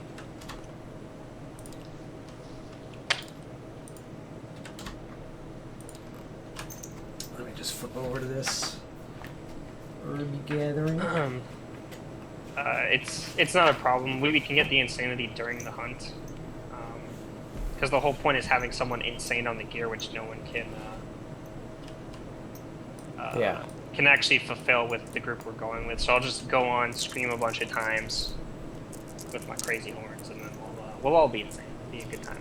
Alright, balls deep with 3 on Gunther. Oh, come on. Doubling down.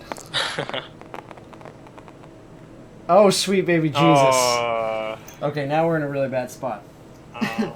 You gotta get us past 11 so that we at least don't have to roll on the shitty table of shittiness. So just do 2 2s. Alright. 13. Okay? Yeah, 13. Yep. Okay. You're never gonna get us out of this next Yeah, I'm just bracket, doing second so. set at 2, so whatever. And 5. Yep, so just another survival and a fresh acanthus.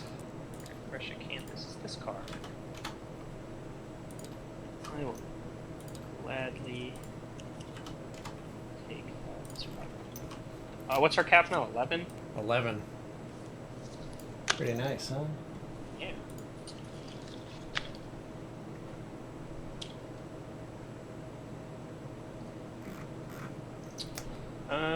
Okay. Alright, so then it goes to... What's his name again? Or her name? Solvala. Okay, Solvala jumps onto that one. Blech. 37. 37.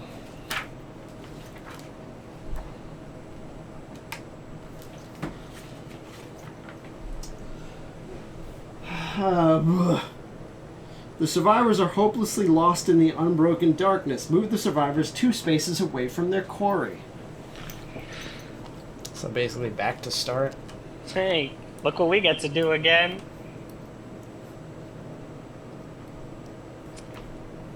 Okay, so...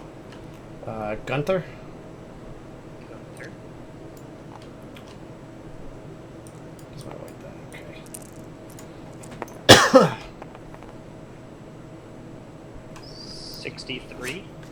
63. No! Oh my god. Who did you take? Jeremiah and a new female. Because we just rolled feet. No one's insane, though. Jeremiah's not insane? No. Oh, thank god. The stone faces... He took his 1 brain damage due to the... Oh, that's right. Fight. Oh, thank god. Of all the times to roll feet. The stone faces ahead are replaced by an expanse of stone feet sprouting from the ground. The survivors walk soul to soul with the feet. If any survivor is insane, they are convinced they have reached the underside of the world. Terrified of falling off, they grab hold of the ground for dear life, slowing the party and attracting unwanted attention. Roll once on the hunt event table for each insane survivor before moving on the hunt board. If any of these rolls result in feet again, ignore and re-roll. If all the survivors are insane, they fall off the underside of the world, dead. Oh, thank God. Okay, so there's no effect for all sane people. Yeah. So, Jeremiah? Jeremiah. Survivors pass a ruined settlement. At its center, an altar holds a lustrous feather. The last feather we came across, blew up Mia's head. Its glow illuminates the ghostly image of frozen worshippers. Each survivor rolls 1d10. The lowest scoring roll off in case of ties becomes a straggler. Straggler cannot resist. Instantly forgets the sum of their life. Set the survivor's weapon proficiency and hunt XP to 0.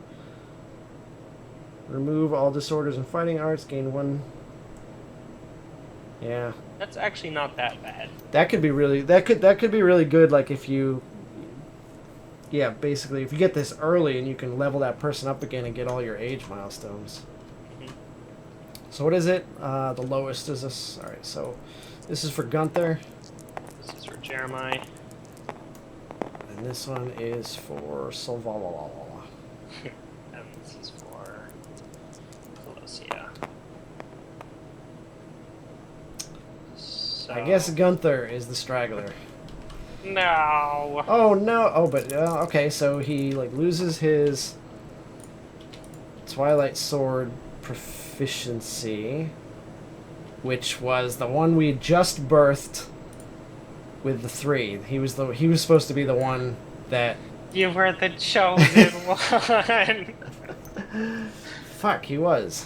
What else does he get? Remove all disorders and fighting arts, proficiency, weapon proficiency, hunt XP set to 0, and then we gain 1 tail feather. Shit. So now we have to birth somebody new to carry on the Twilight Sword. Damn it! Fucking poop. Lighter than air. Okie dokie. Next you roll. Who's up next? Her? Yeah, so... Oh, that's why. The hunt track is ever so slightly tilted. That's why they roll that direction. 66.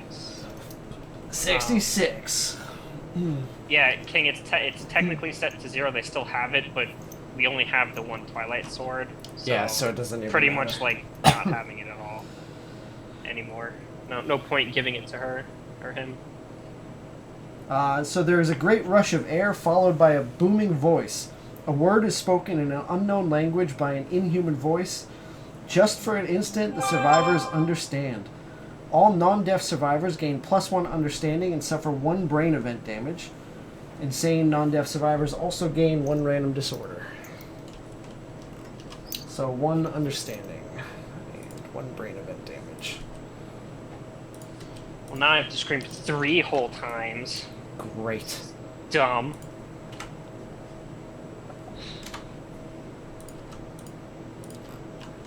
Okay.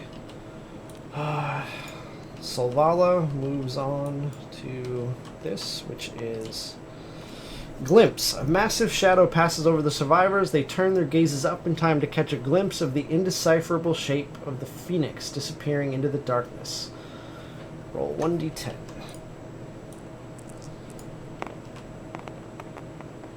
I has rolled a 7. I mean, that's still bad because I think everyone's taking brain trauma. No, you don't go into severes from event damage. From events, right? That's right. Time slips. All survivors suffer 2 brain event damage. So that's a wound. And 1 hunt XP. I know I always pulled this one and always pulled this. With the fucking 1 to 5 rolling 3 times. Yeah, I definitely recall that. I definitely recall quite a bit of that. Okay. And then we start the showdown. I believe he starts with the Nightmare Tree. He does, and 2 random.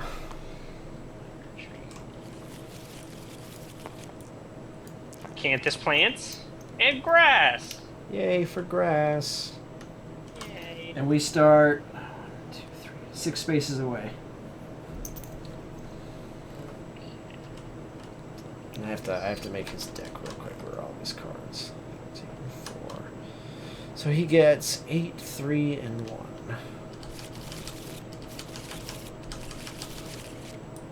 1, 2, 3, 4, 5, 6, 7, 8.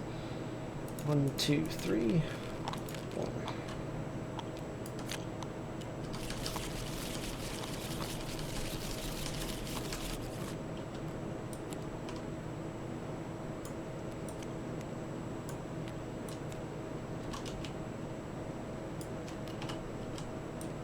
Okay. What do you think we should? How do you think we should do this here? You haven't set it. That's not the grass setup, right? No, I just threw it up there.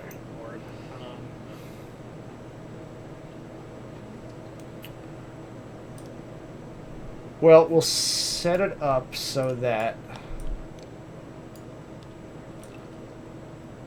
we're gonna want him to be 1, 2, 3, 4, 5, 6. So let's do this. We'll do.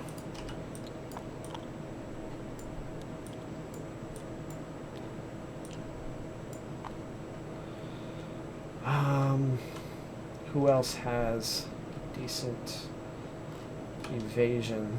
I can do my 2 like that and try and get the tank targeted as the first go.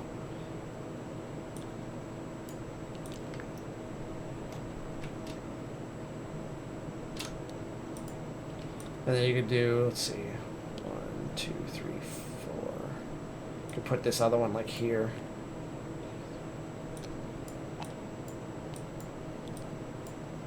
What do you think? Yeah, it gives us options to move there. I'll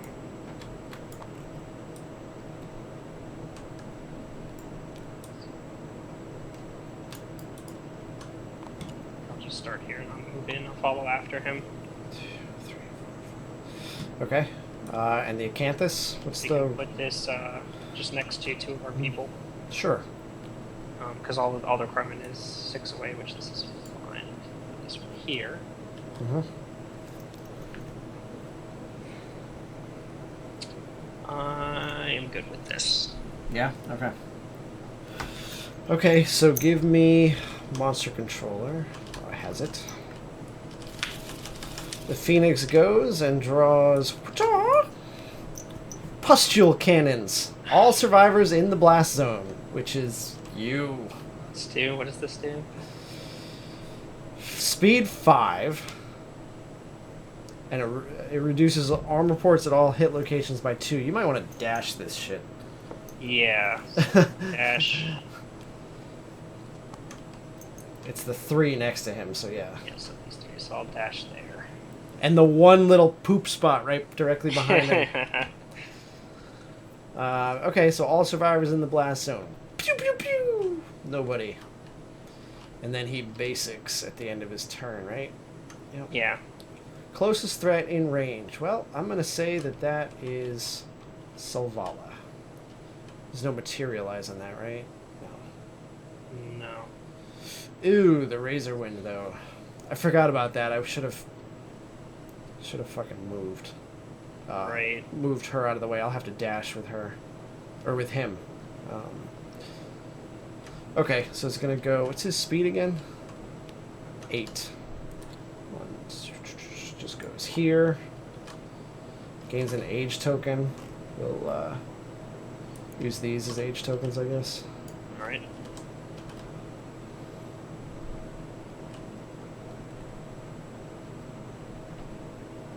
So, 2 hitting on 6s, dealing 2. And he gets an insanity for being targeted. Right?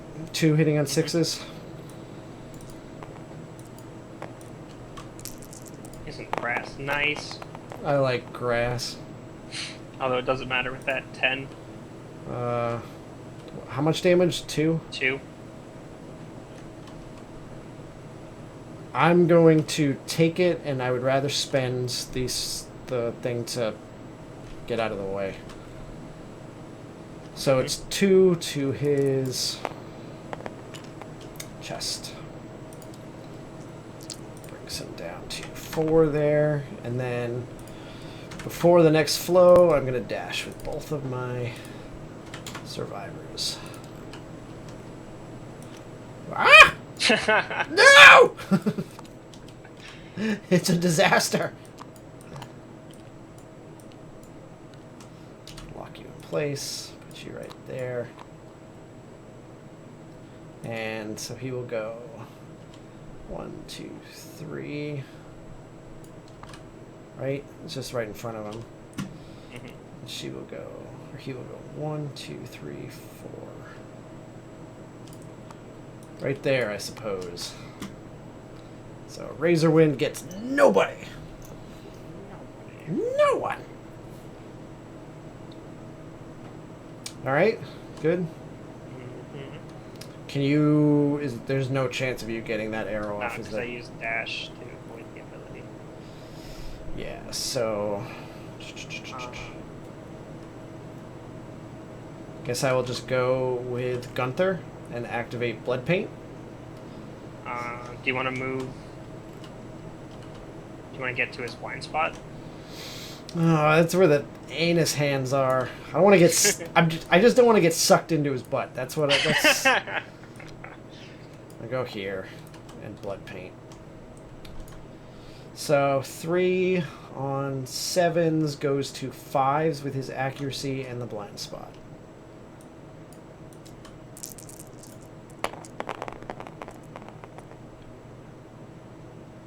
So 2 hits. 2 hits.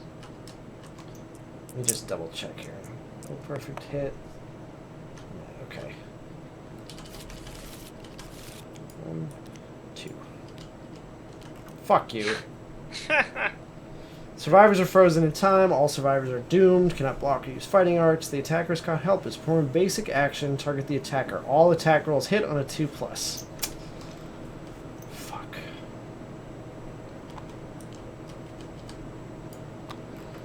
Okay, so 2 on a 2+.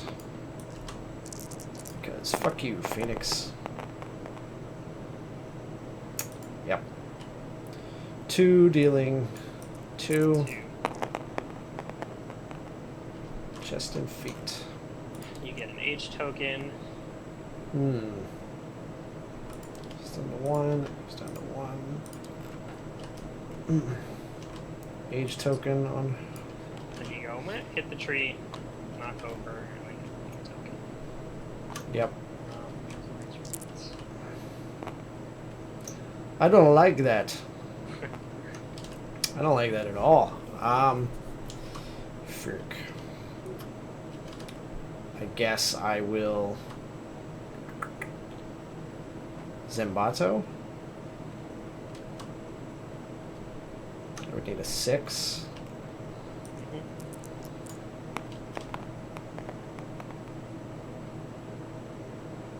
All kinds of poopy. I'm gonna surge to block.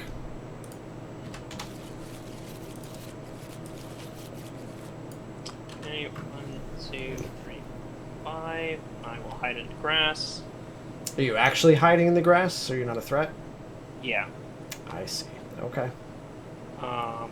And then I will roll on this acanthus, but I roll 2d10. No, it's the sickle.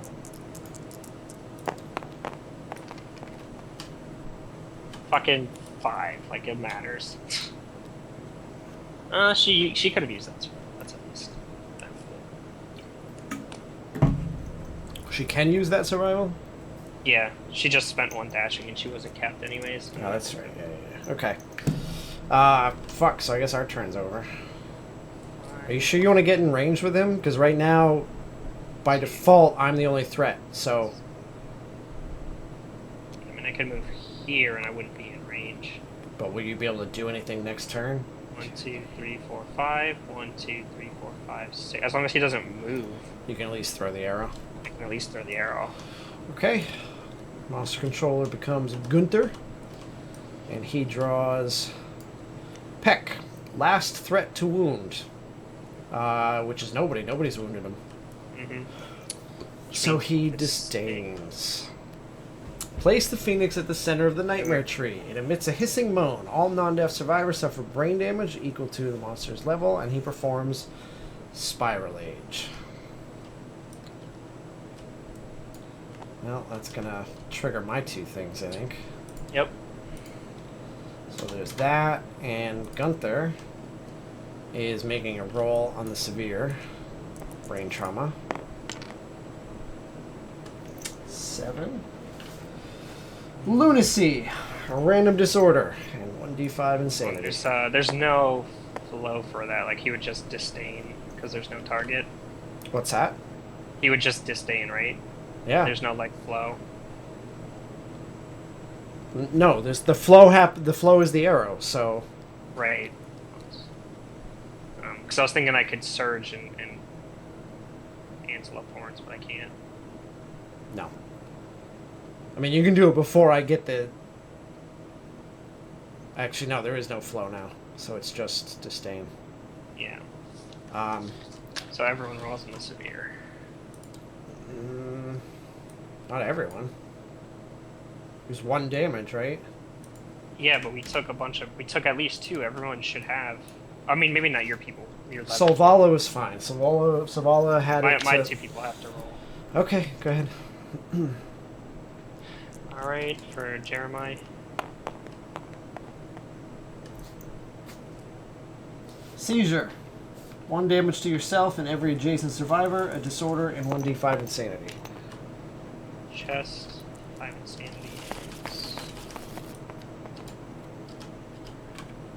Hemophobia. Whenever a survivor, including you, gains bleeding token, you're knocked down. Wonderful. This fight.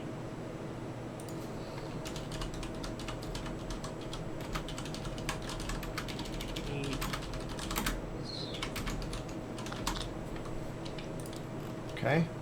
What was your, did you pull... That's your 1 damage. Now you need 1d5 insanity. Yeah, it was a 5. And a disorder. The disorder. Fear of the dark. Oh god, you retire. Fuck. After this hunt, you auto-retire. Who was that? Jeremiah. Oh, fantastic. That's wonder. Wonderful. Didn't he have some stuff going for him? Strength, 1 strength and 1 speed. God. Well, we can always try and drums to like remove that disorder, stuff like that. So, not the end of the world, but. And my body. Lame. Yep, pretty lame. Okay, and this is for Velocia.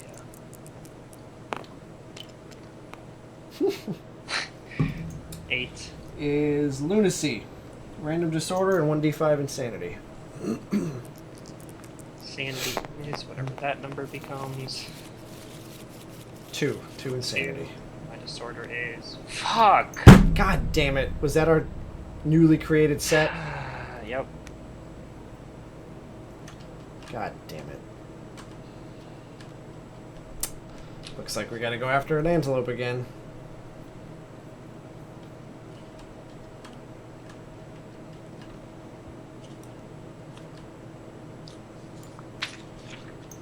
Goodbye, screaming coat. But at least I didn't have the fucking set going for me anyways. Yeah, that's true. Insane to get the 2 armor. Well, you would have kept the 2 armor anyway. Right, but I mean the slam, she's our archer anyway, it's not really gonna make use of it. One would hope. Alright, so what was the next step of disdain here? Brain damage, and then he spiral ages. So these 2. Remove all age tokens and gain 400 XP for each token. Ooh, we've never actually encountered that second part of Spiral Age. If you cease to exist, if your settlement invaded family, all survivors with your surname lose 2 weapon proficiency levels. Yeah.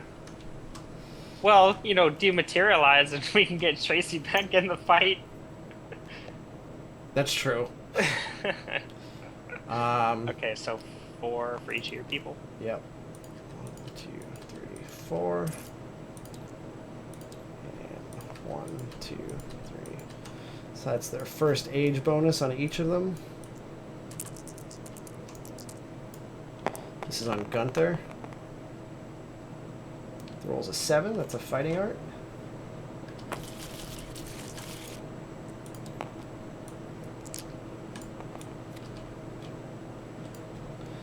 Timeless Eye. Your attack roll is a perfect hit on a 9 or 10. Okay. Should not use it if you have the blunt. That's not terrible since you have the scrap dagger. Yeah, and even the other dagger.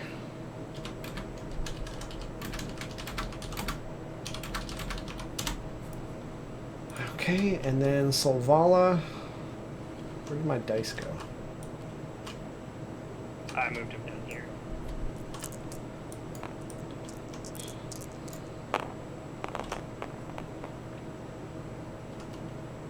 $14.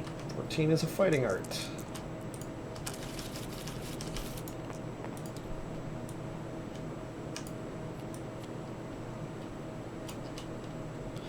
Monster Claw style. Your fist and tooth attacks gain +1 accuracy, strength, and savage. Yay.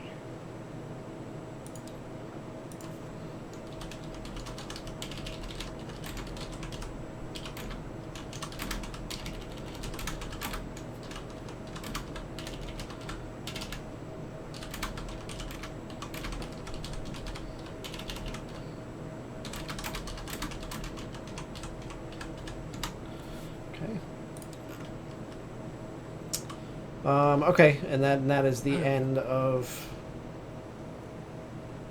that, right? Mm-hmm. That was Peck.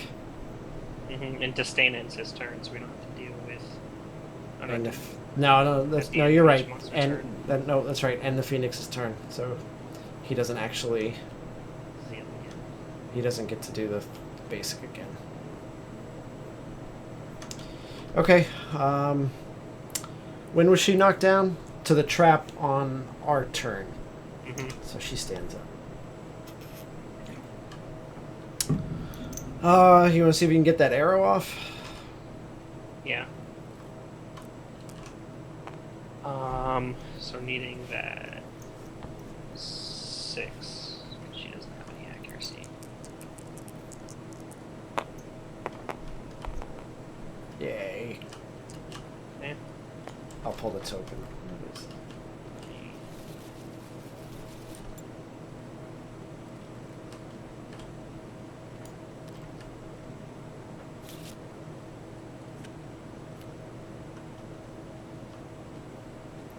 His feathered body, +2 toughness. Okay, so... See, his toughness is 10, so this one is a 12. Strength 4. Or, so I need a 6.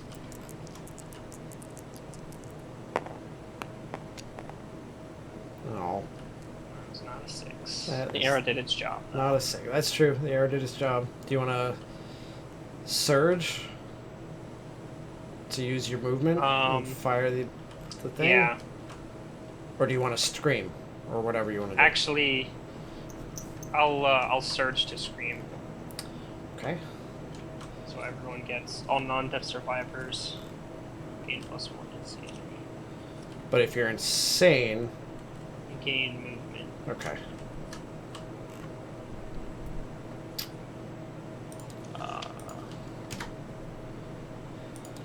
+1 movement until the end of round. Yep. So 1, 2, 3, 4, 5, 6. So she can actually get around behind him now with that extra movement. Nice. And she will blood paint. So this is now 3 hitting on 4s.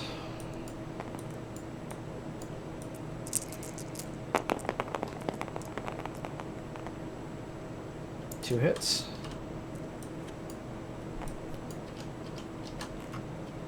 First strike. You may cancel.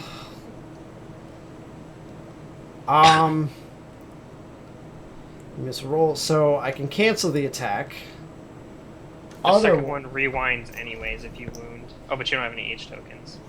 Yeah, so it's just a well here, but here's the thing: is what's that? To the waist, destroy genitals. That'll give me a bleeding token, which will.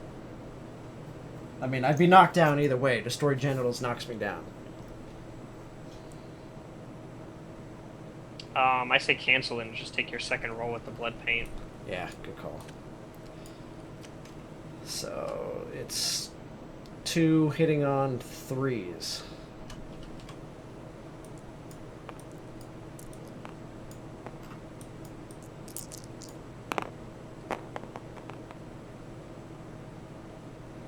It's a perfect hit. Doesn't really matter on this though, but so 2 hits.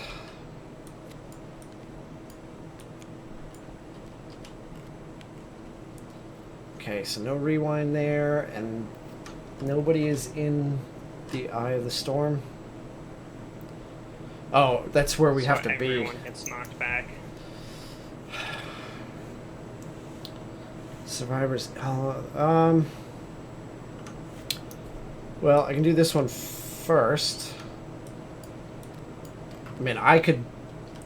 1, 2, 3, 4, 5. No, I couldn't. I could get her in.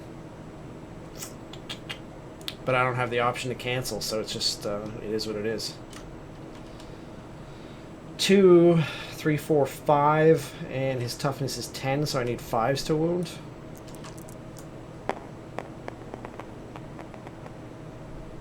No wound. 5s to wound. Of course. Okay, so while you're rolling that, I dash. Yeah, I'm also gonna dash over here. So that's a wound. Did you pull the... No, I didn't pull the wound. Okay, there's that. You can get into the blind spot, or the Eye of the Storm on your other guy. 1, 2, 3, 4, 5. How do you figure? Oh, were you not... 1, 2, 3, 4, 5. Were you insane? No. When I roared? When I did the helmet? No. Oh. She was, or he was. That's why he could move that extra space to get behind. But no, he just took the insanity. So no, he's gonna get blown back. Yeah. Which is basically just 2, 3, knockback 7. There's no bash, so. Everyone gains +1 sanity. Okay. I will...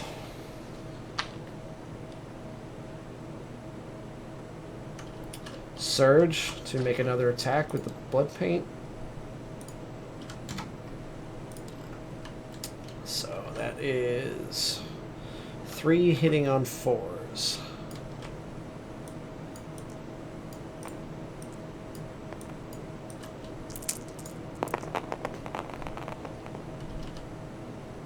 Three hits.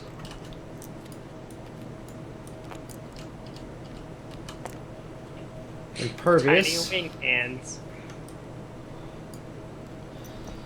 Okay, well, I have the storm. Fine.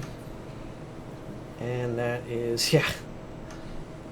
So we'll do it like this.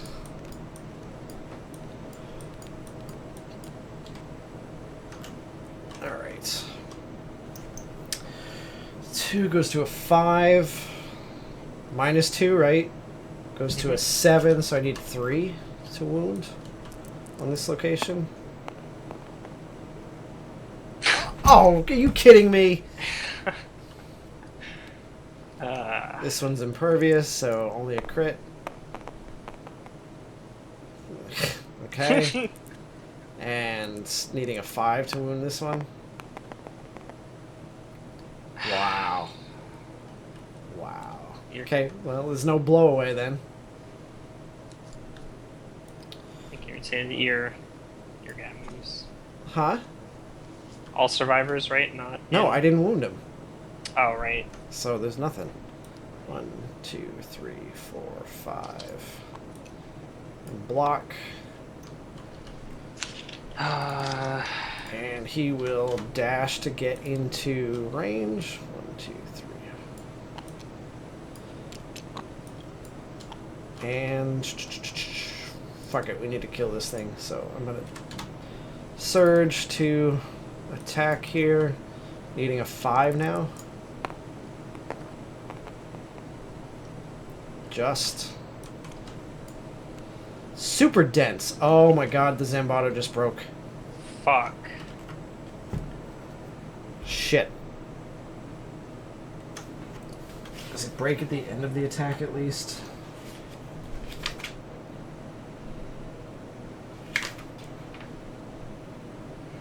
That sucks. Uh-huh.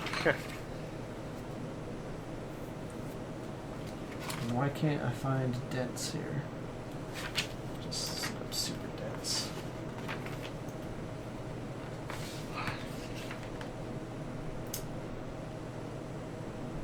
It's destroyed and archived at the end of the attack. Okay, so turn to face the attacker and roll 1d10 if the result is less than you have no age tokens. Oh, okay. Alright, so 6, 7, so I need a 3 to wound.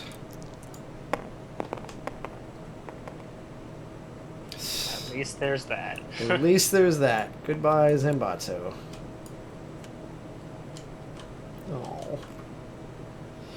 Well, on the bright side, he did just get Monster Claw style, so he's our new Fist and Tooth guy.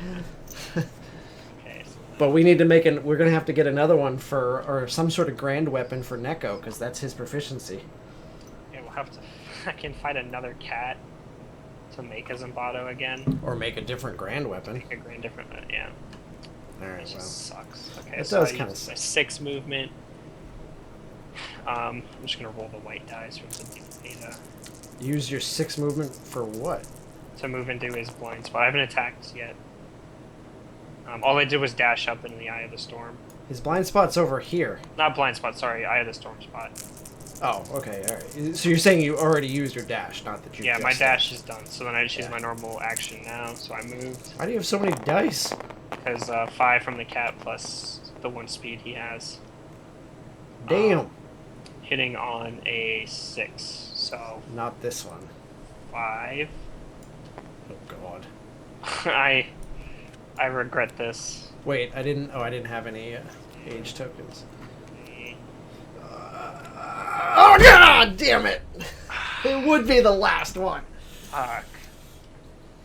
Okay. Immediate basic action. 2 on 2 regardless. Yep. Yep. 2 hits. Dealing 2. Get one each. 2 to waste the chest.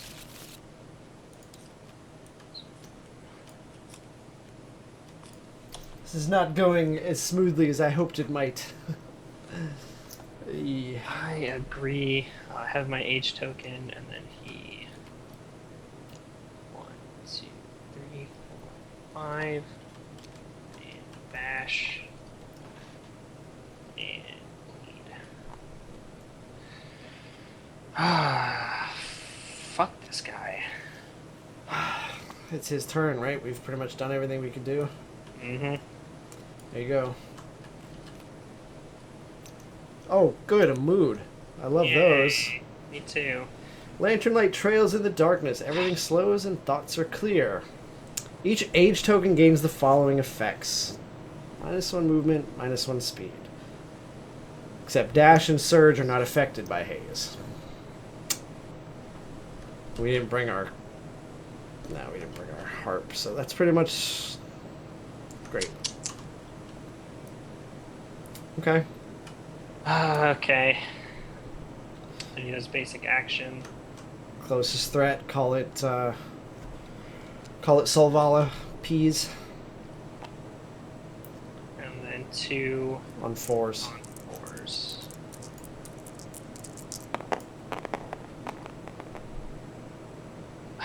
Fucking die. Alright, well, I'm blocking a dodge.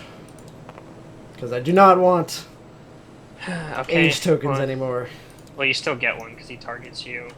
Huh? Oh yeah, that's right. It's He not... flows, gives you an H token, and does the attack. Right. And then he does Razor Winds. Oh, poop. 1, 2, 3, 4, 5, 6, 7. Token. Oh, and so she's knocked down. Because she doesn't like the sight of blood. Fuck. We're having a grand old time. We fucking are. Oh, I keep forgetting when I spend survival on my rawhide to roll. I'm going to roll for that last one just because I have a feeling I'm going to need it. Nah, I didn't get it back anyway. Okay, well, his turn is over. 1, 2, 3, 4 now because of bullshit. Mm-hmm. He blocks, and he'll spend 1 to encourage. Shit, he's getting low on survival. But we need to get these attacks in, so encourage her up. Him, rather. Okay. Are you going to encourage your guy up, or what do you want to do here? Yeah, she'll be at 4, so I'll encourage Jeremiah up. This actually isn't terrible because I can just take my slow movement and then dash to pounce. Yeah, okay. Let's see. Well, let me go ahead and do my blood paint. Mm-hmm. Yes, I'll have to move there. I'll move there. Dash and pounce. So blood paint. 3 hitting on 4s.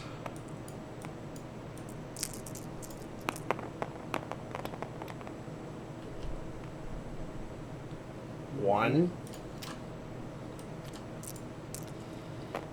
So no age tokens.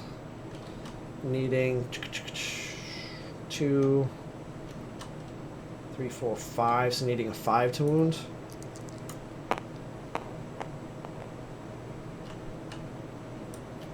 Okay. And then 2 hitting on 3s.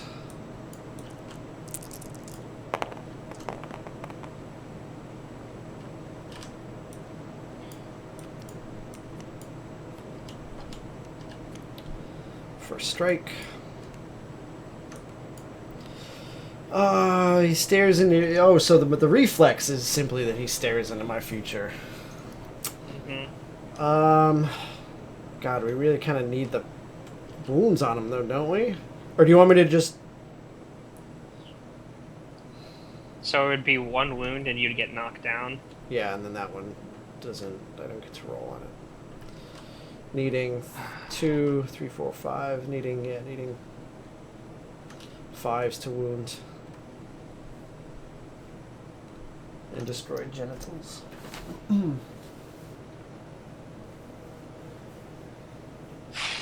It also carries a disorder with it.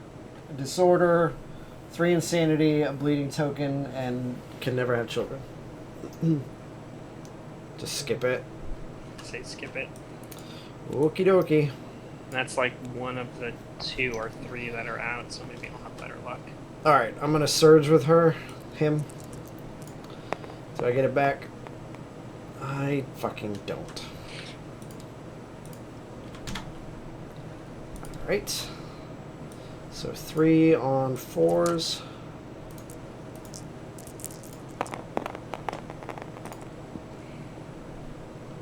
Three hits.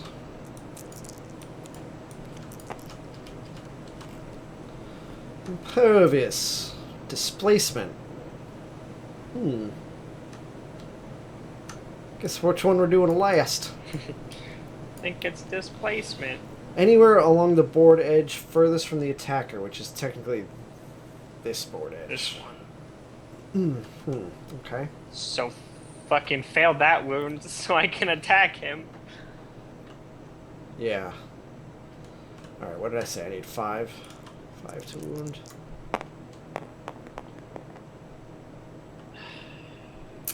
Okay then. Need a crit. Nope. Just keep this pattern up. Yeah, yeah. No, of You course not. fucking, you would. I would. I would.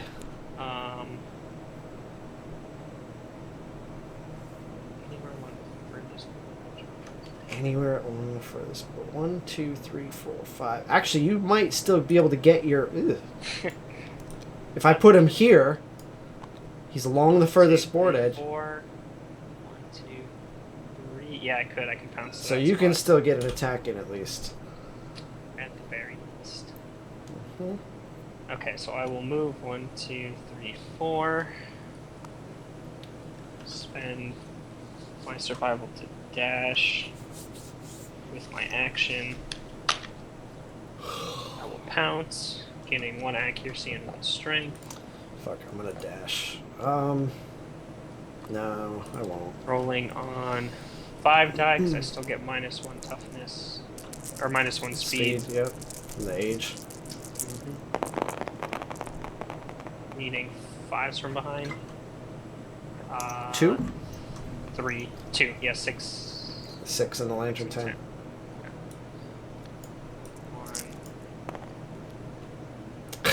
Ah! Fuck this guy. Oh man. My strength at I do not like him. 5, 7, 9. So I would need an auto 1, 2. Okay, well, little hands first. 9 or a 10, right?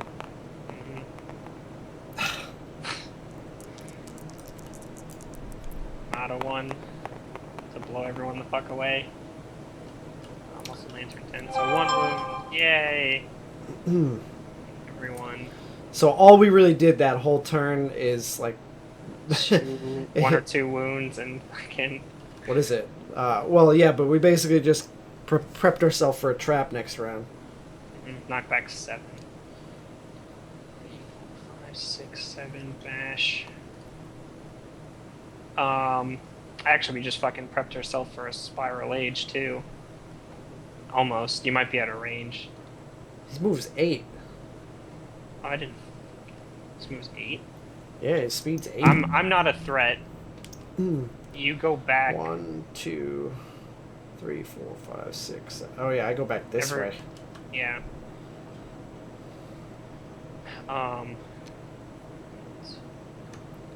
1, 2, 3, 4, 5, 6, 7.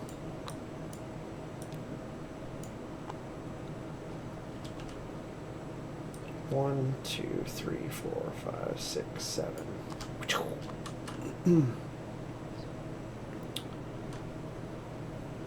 Yeah, so you're out of range, so he'll probably most likely Disdain. Disdain. Oh. Well, at least that gets rid of the age token that that -1 movement and stuff. Mm-hmm. Yeah, I mean, we can still take these agings like right now, so it's not terrible. Right now, yeah, a couple more though. All right, so that's the end of our turn. Yes. So monster controller. Yeah, card is excrete, not a disdain. He defecates on all survivors unfortunate enough to be in its blind spot. Nobody. Thank God he did not poop on you. Actually, he'll still fucking disdain anyways. He will, but yeah, but you didn't get pooped on and disdained, so there's that. Yeah, closest threat in range, and so he's goes over to the tree. So and 1 brain damage. Well, we should all have. Mm-hmm. God, he's still Savala still only had the 1, so he's down to none now. Okay. And then age tokens trigger. Here. 1, 2, 3, 4. Second age. Second age for Savala. 10. I think that's a strength. Yep. Second age milestone for Jeremiah. A 9. Strength.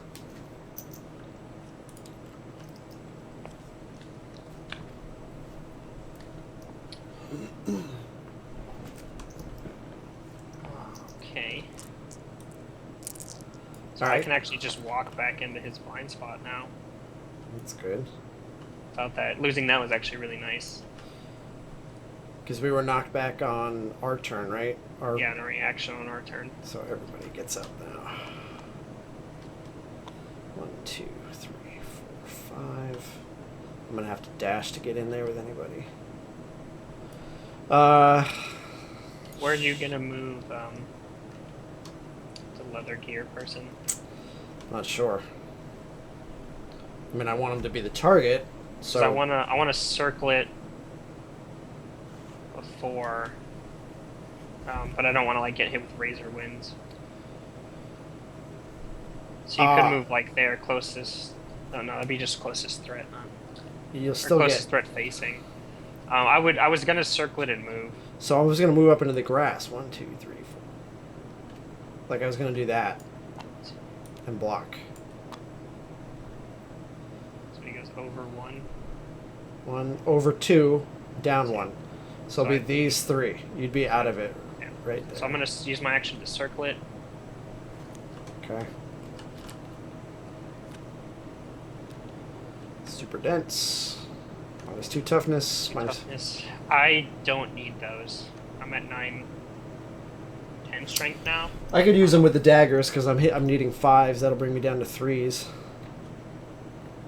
Super dense though, so I wouldn't want to hit that with the sword.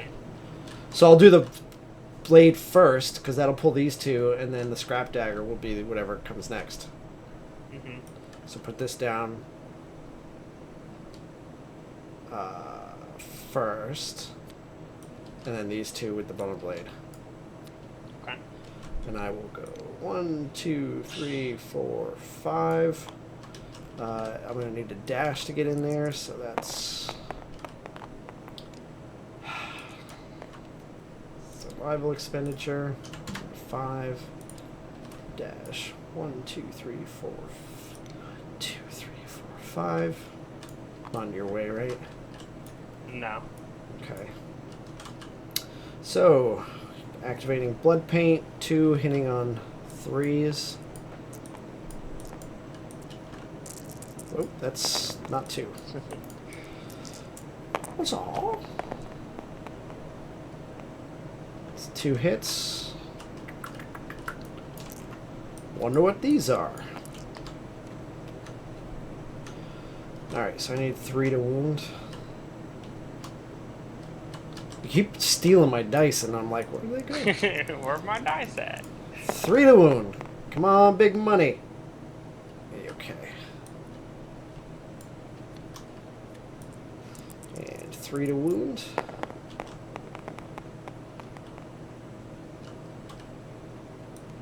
That'll do. Don't So- actually have a lot of AI cards left. Poop, peck, and something else. I gotta forget what his other one is. Really worried about the trap, though. Yeah, well. It's, Actually, I know what I'll do. what? I'll fish by just attacking with my offhand.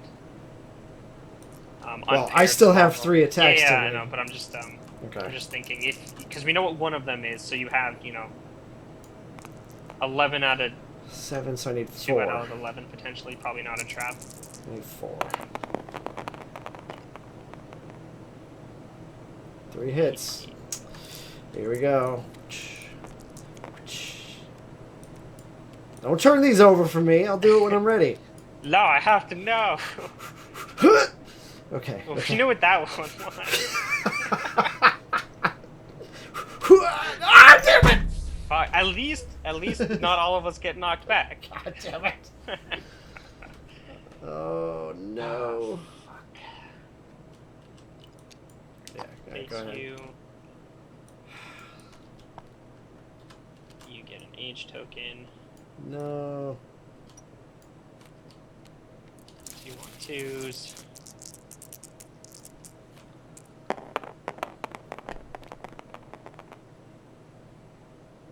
Two hits.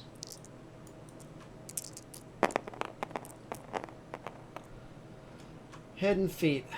Head and feet. Head and feet. So that becomes a light on feet. My head goes down to 1 armor.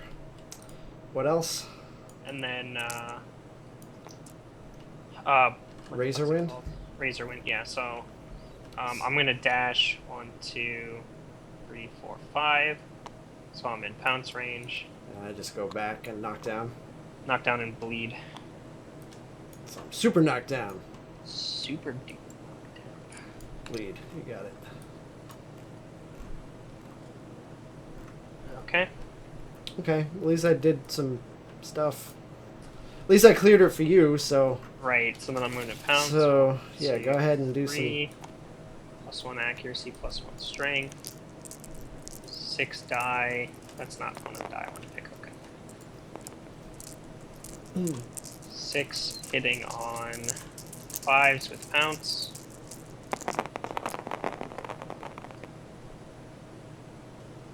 Three? 1, 4? 2, I see 3. 3.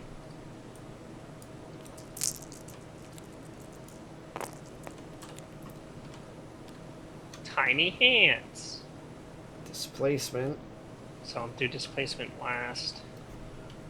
Yeah, man. Um, Actually, it'd be... No. It's gonna have to go over this way. yeah. I mean, I could put him in the corner again, a little bit closer to you. Although he'll probably end up unless he pulls excrete, he'll disdain again. Poop. Okay, so not a 1.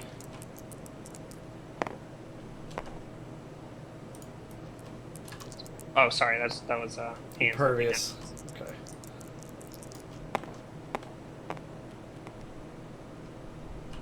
Wound. It's a wound.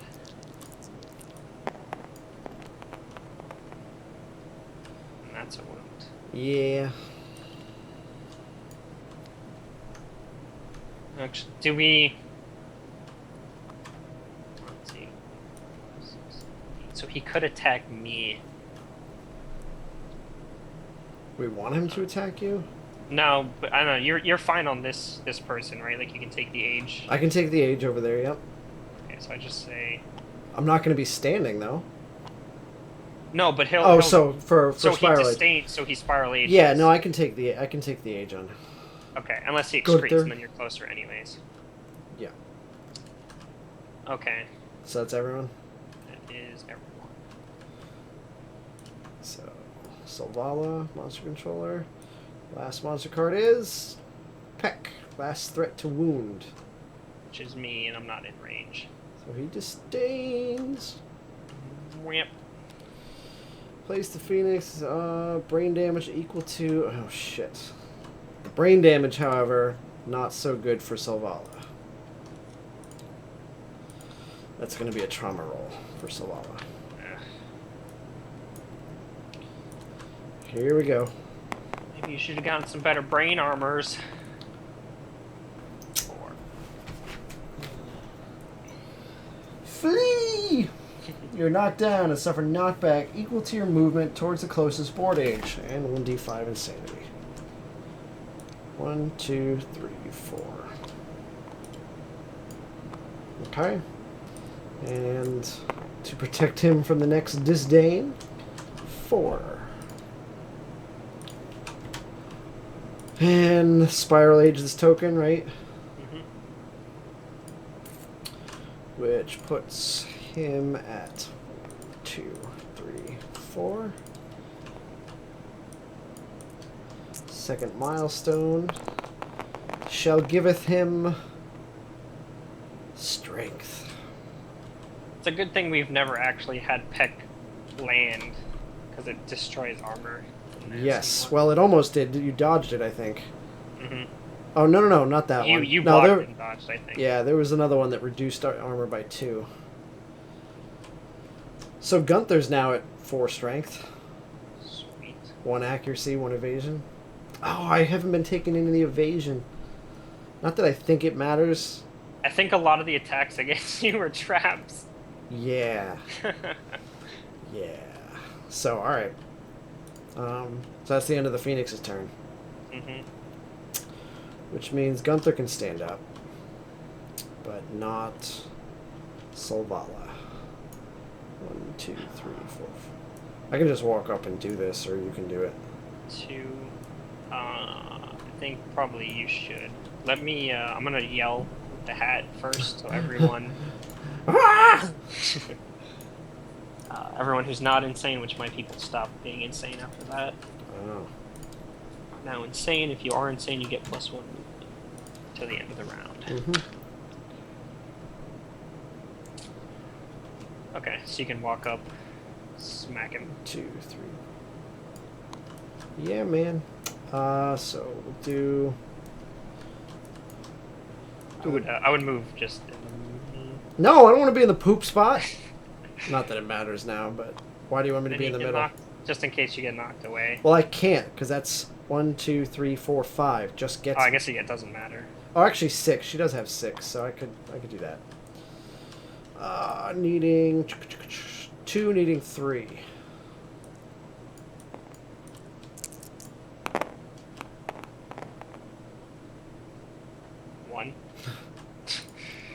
Yep. Oh. There it is. Glorious wing sphincter. Gross. Wounding on a 4 now, thanks to that extra strength.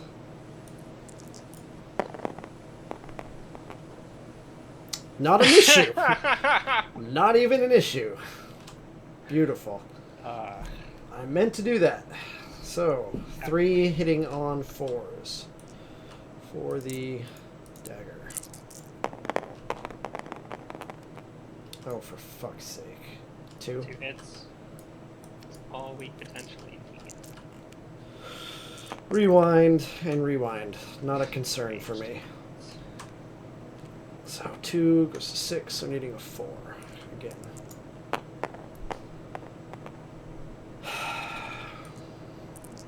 Needing a 4.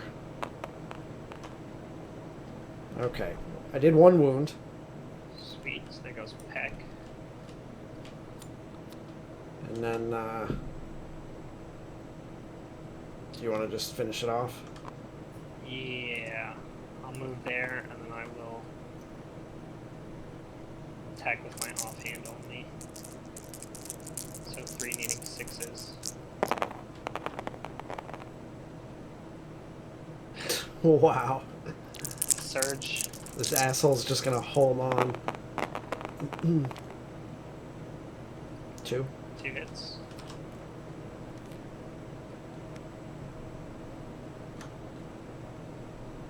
Okay. Just kill him on that lower gut. Lower gut. What do you- Eating. Not a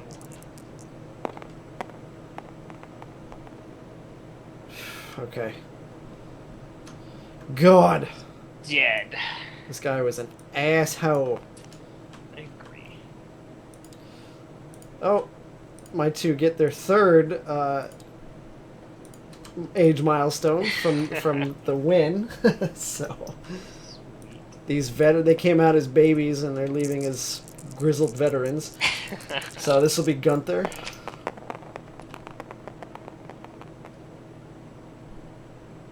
$13 is a fighting art.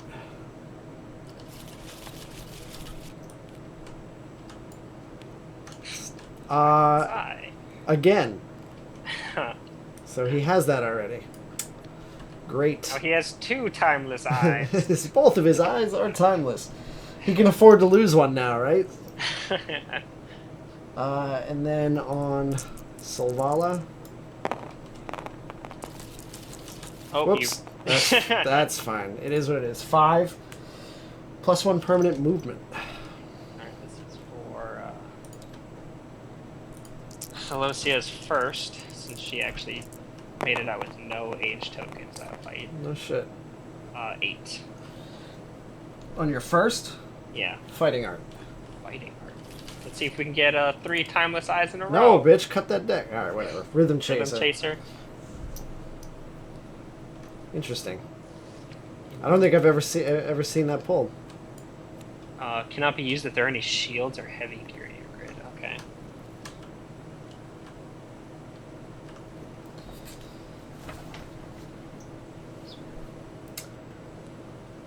Nobody had an age token when we finished, did we? No. Okay. So we defeated the thing, so we get the plumery. Yay. Yay.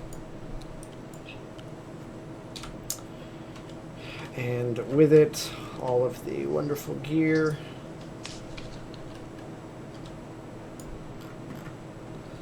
And then...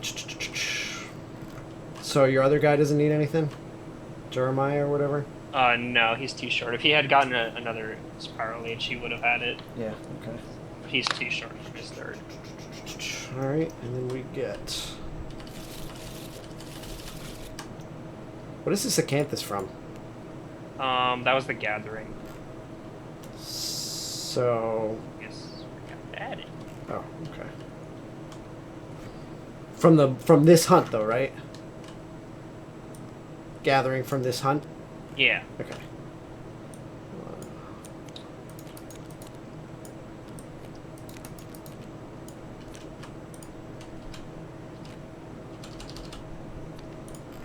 Whatever, you sort that out. Actually, I'm going to need you to decipher. What our... Yeah, what our event is.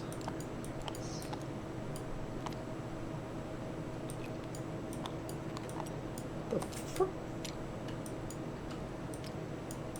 Alright, 4 endeavors. Because nobody died.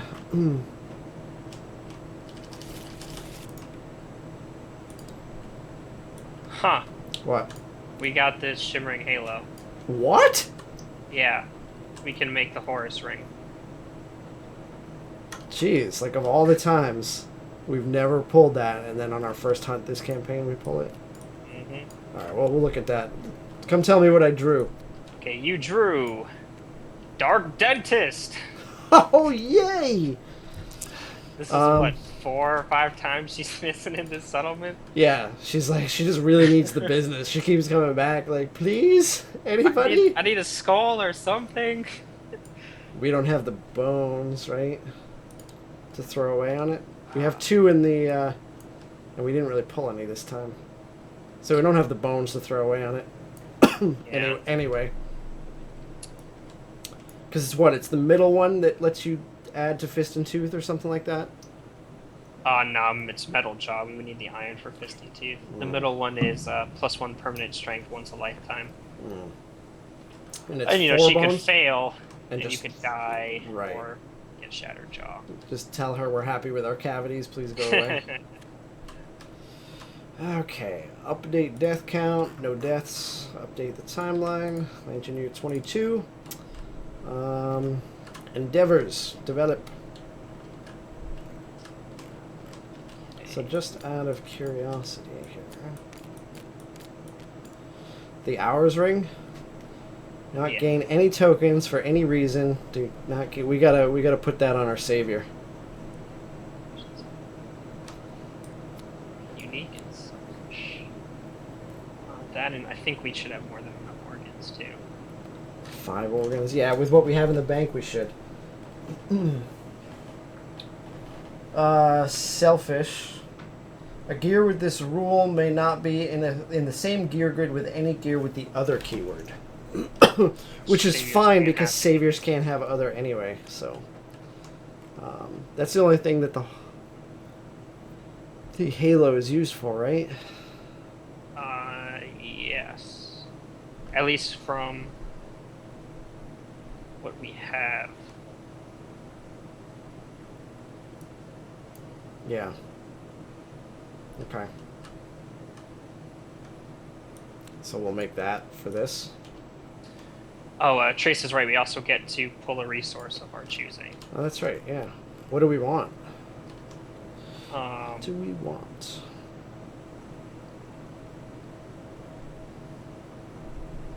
The Phoenix Whisper? we have the wishbone.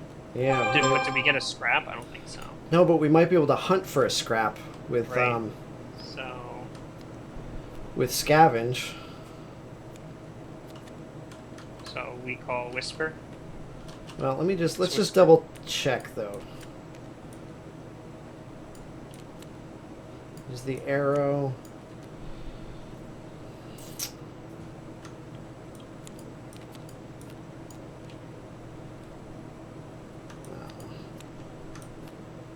There's the bow.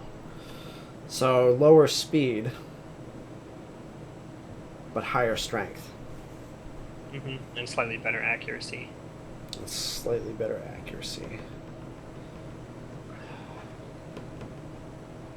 And potentially additional range if you can make the connections. Is it red? What do you think?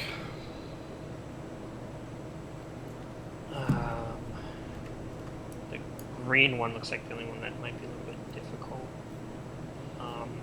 Because I guess I could alternatively, make a grease. I could make a grease, and we can make that work, especially with the antelope set. we have a grease. Yeah, because then you can just take like the antelope feet, Yeah. put the bow there, and grab the grease on the other side.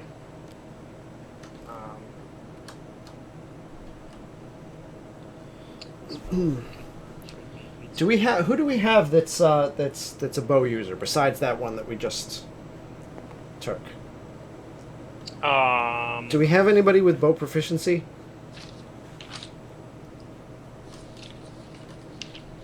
No.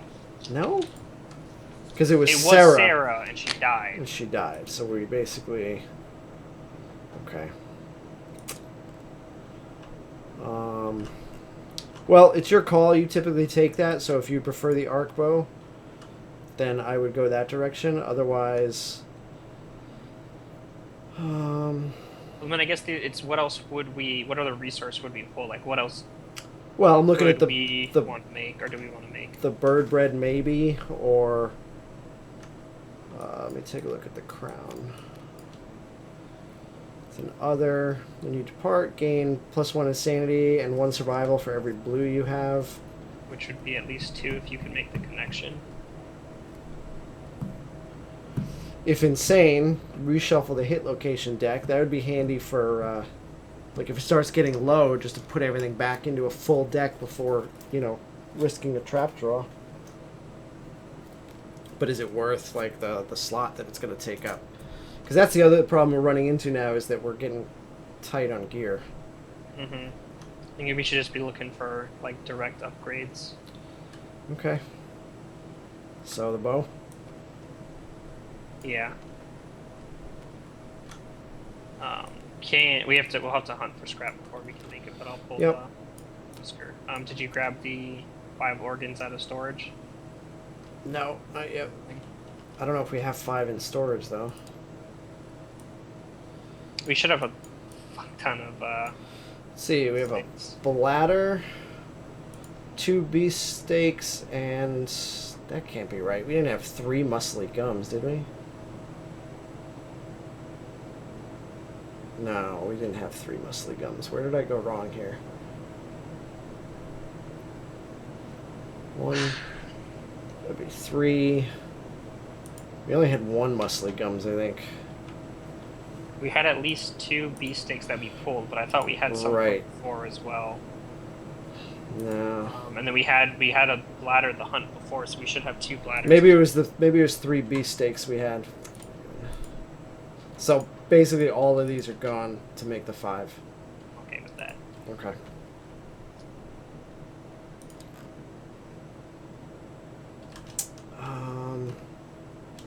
It's the hours ring.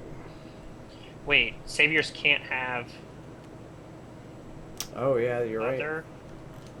Right. Yeah. So we couldn't do that on her. So is that really? Well, what if Tracy? No. If Tracy wears this ring, does that override? Nope. Nope. Not the event, but if she went on a hunt, it would, right? Yeah, it would prevent her from aging out, but she's not close to aging out. No, I'm talking about the Twilight Sword proficiency.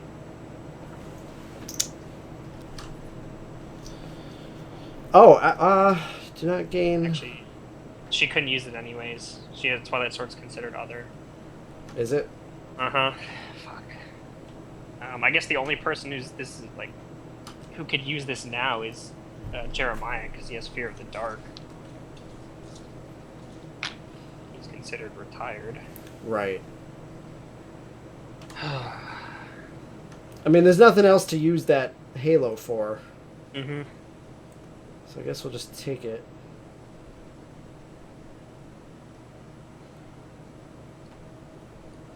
I mean, also do not gain any tokens for any reason. That includes like all negative tokens. Mm-hmm. Negative and positive tokens. Right. So that could be good. I don't know. It's like, yeah, if it can't be used on.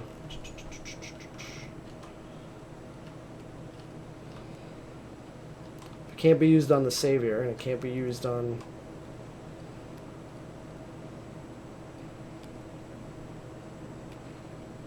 Yeah, this is really for bringing a retired person out of retirement. We haven't had anyone live long enough to retire.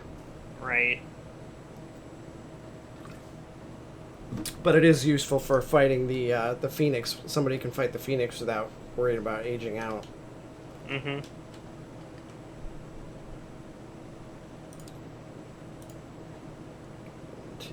Like Solvala and Gunther, they can only go on one. They can take one more spiral age, and then after that, but you're going to get more than one spiral age. Yeah, I mean, unless you can get lucky and burn them down quickly. So that at least allows us to take one of them. Yeah, all right, so that's good. It allows us to take one of them against the Phoenix, so we don't always have to just take new people. Okay, so we can take these 3 and innovate. Okay.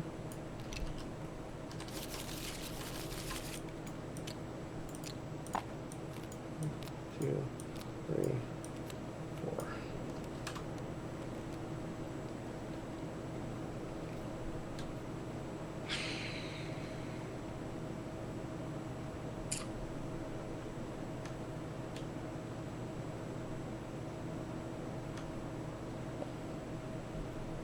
I'm thinking scarification or sacrifice. It would not be a terrible idea to push the Nemesis Watcher back.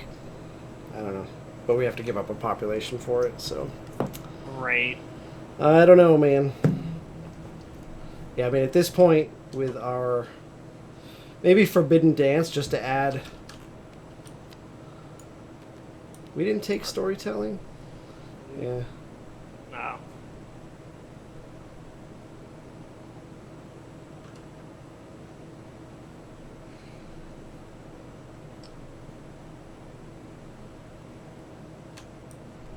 I mean, I kind of say sacrifice because we don't. Actually, why not Song of the.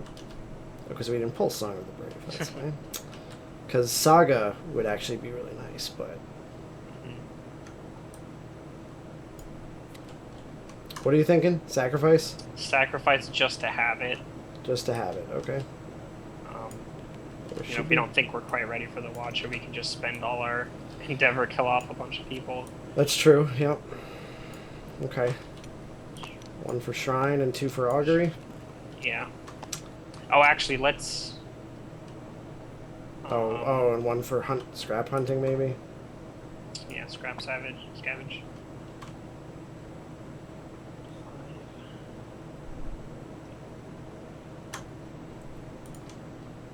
So somebody with a few survival. Can roll it on courage. I can roll it with Jeremiah. Okay. Although he would have to take the ring to leave exit. Okay, so rolling with Jeremiah.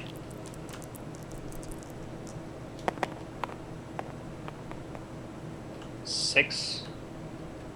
That's a scrap. Okay. So we'll take that scrap, wishbone and whiskers. And make the arc bow. Make the arc bow. Arc bow. There you go. Yeah, what's with the rest of this garbage? Yeah, feathers and small feathers. It's really just hide, basically, right? Tail feathers and scrap make the mantle. You know what we could do? Hmm. I'm just wondering if we want to... Like, if we don't want these things... Or was there something you thought we could make, or no? Nothing that's, I think, worthwhile. So, like, I don't know. I'm just wondering, what do you think the better use of this endeavor up here would be? Harvest Ritual, where we can turn all of the, like, trade those in and draw 3 basic, which might be a love juice? Or rolling on the... number... Do we have Forbidden Dance, though? I thought we did... Oh, we just put it away. We just put it away. Alright, never mind. Guess that answers that. You want to just put this stuff in storage, then? Yeah. Make sure there's nothing.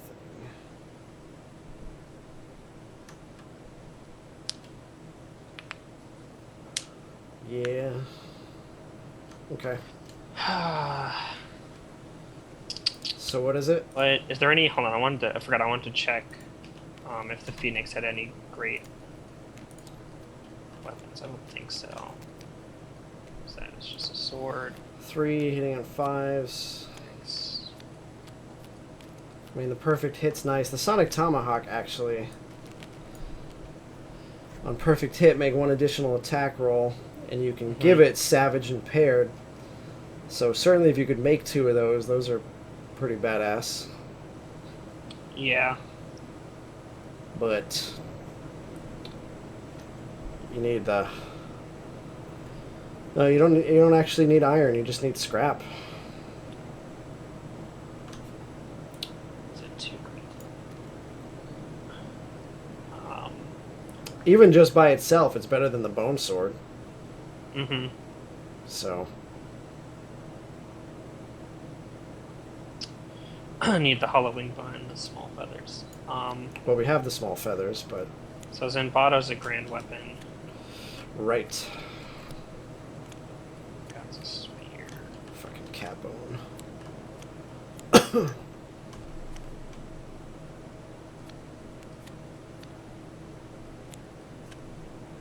Is that the only grand weapon?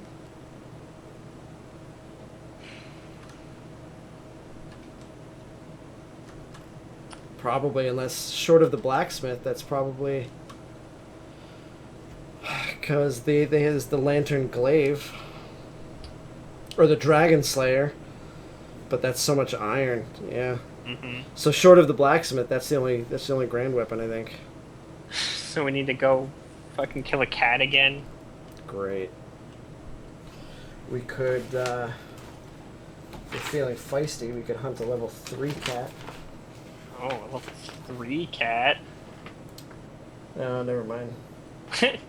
Because we don't have Saga, there's a bonus for killing a level 3 cat. Well, on the other hand, killing a level 3 cat would get us the Elder Cat teeth, so we could make that dagger. Which we could pull with ultimate weapon. No. It's a special. It's a strange resource. You only get that from killing a level 3 white lion. Right. I was thinking. But the level 3 white lion has 21 hit points, a movement of 8, a toughness of 14. He gains 2 speed, 2 damage, 2 accuracy, and +1 luck. Fucking cat. So needing an 11 to crit him. Huh? When they gain luck, it's like negative luck for us. Yeah, pretty much. So basically, the Katars are the only thing that can crit him. That and like Fist and Tooth. Fist and Tooth. So probably really not worth doing a level 3 lion. Not really. If we had someone that was working or almost done with daggers, it probably would be worth it. But yeah, it just sucks. So we just need 1 cat bone. And we also need an antelope because we lost this fucking coat. Mm-hmm. Damn, that phoenix really fucked us over. Alright, well, I guess that is what it is. Alright, let me roll for Shrine. Yep. 7. Get our armor.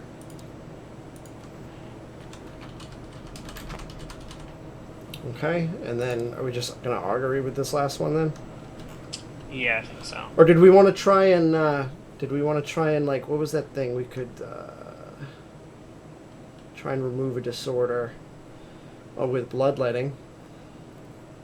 We could try and make him no longer afraid of the dark. Then he wouldn't have to take an item. Yeah. Or do we want to take that, or do we want to try to remove Vestophobia though? Oh yeah, either way. But I mean, I think it doesn't matter next hunt if she has Vestophobia if I take her. Since it's just going to be a cat. A cat or like, antelope doesn't really matter. Yeah. Okay, let me try to get rid of Fear of the Dark then. Okay. You did an 8+. On bloodletting.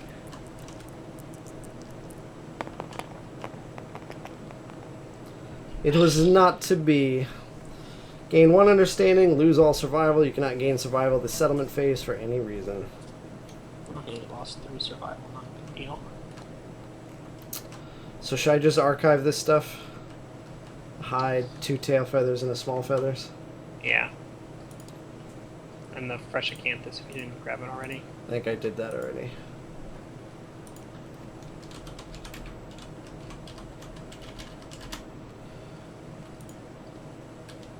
Oops. Wait, did you write 2 in here? I didn't touch anything. Fuck, I'm getting all fucked up. 2. Okay.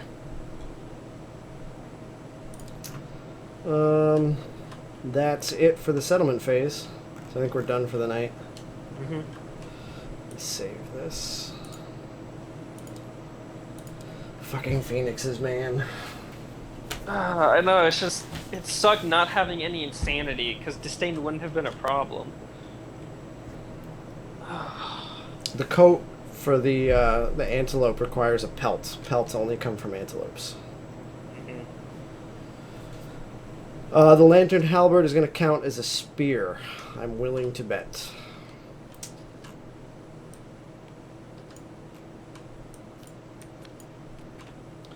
Yep, 2-handed spear. So unless we could get, like, not the thunder maul.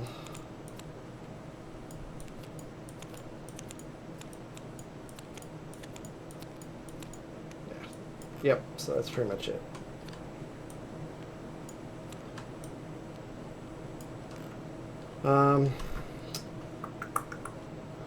Okay, so we have, just to recap here,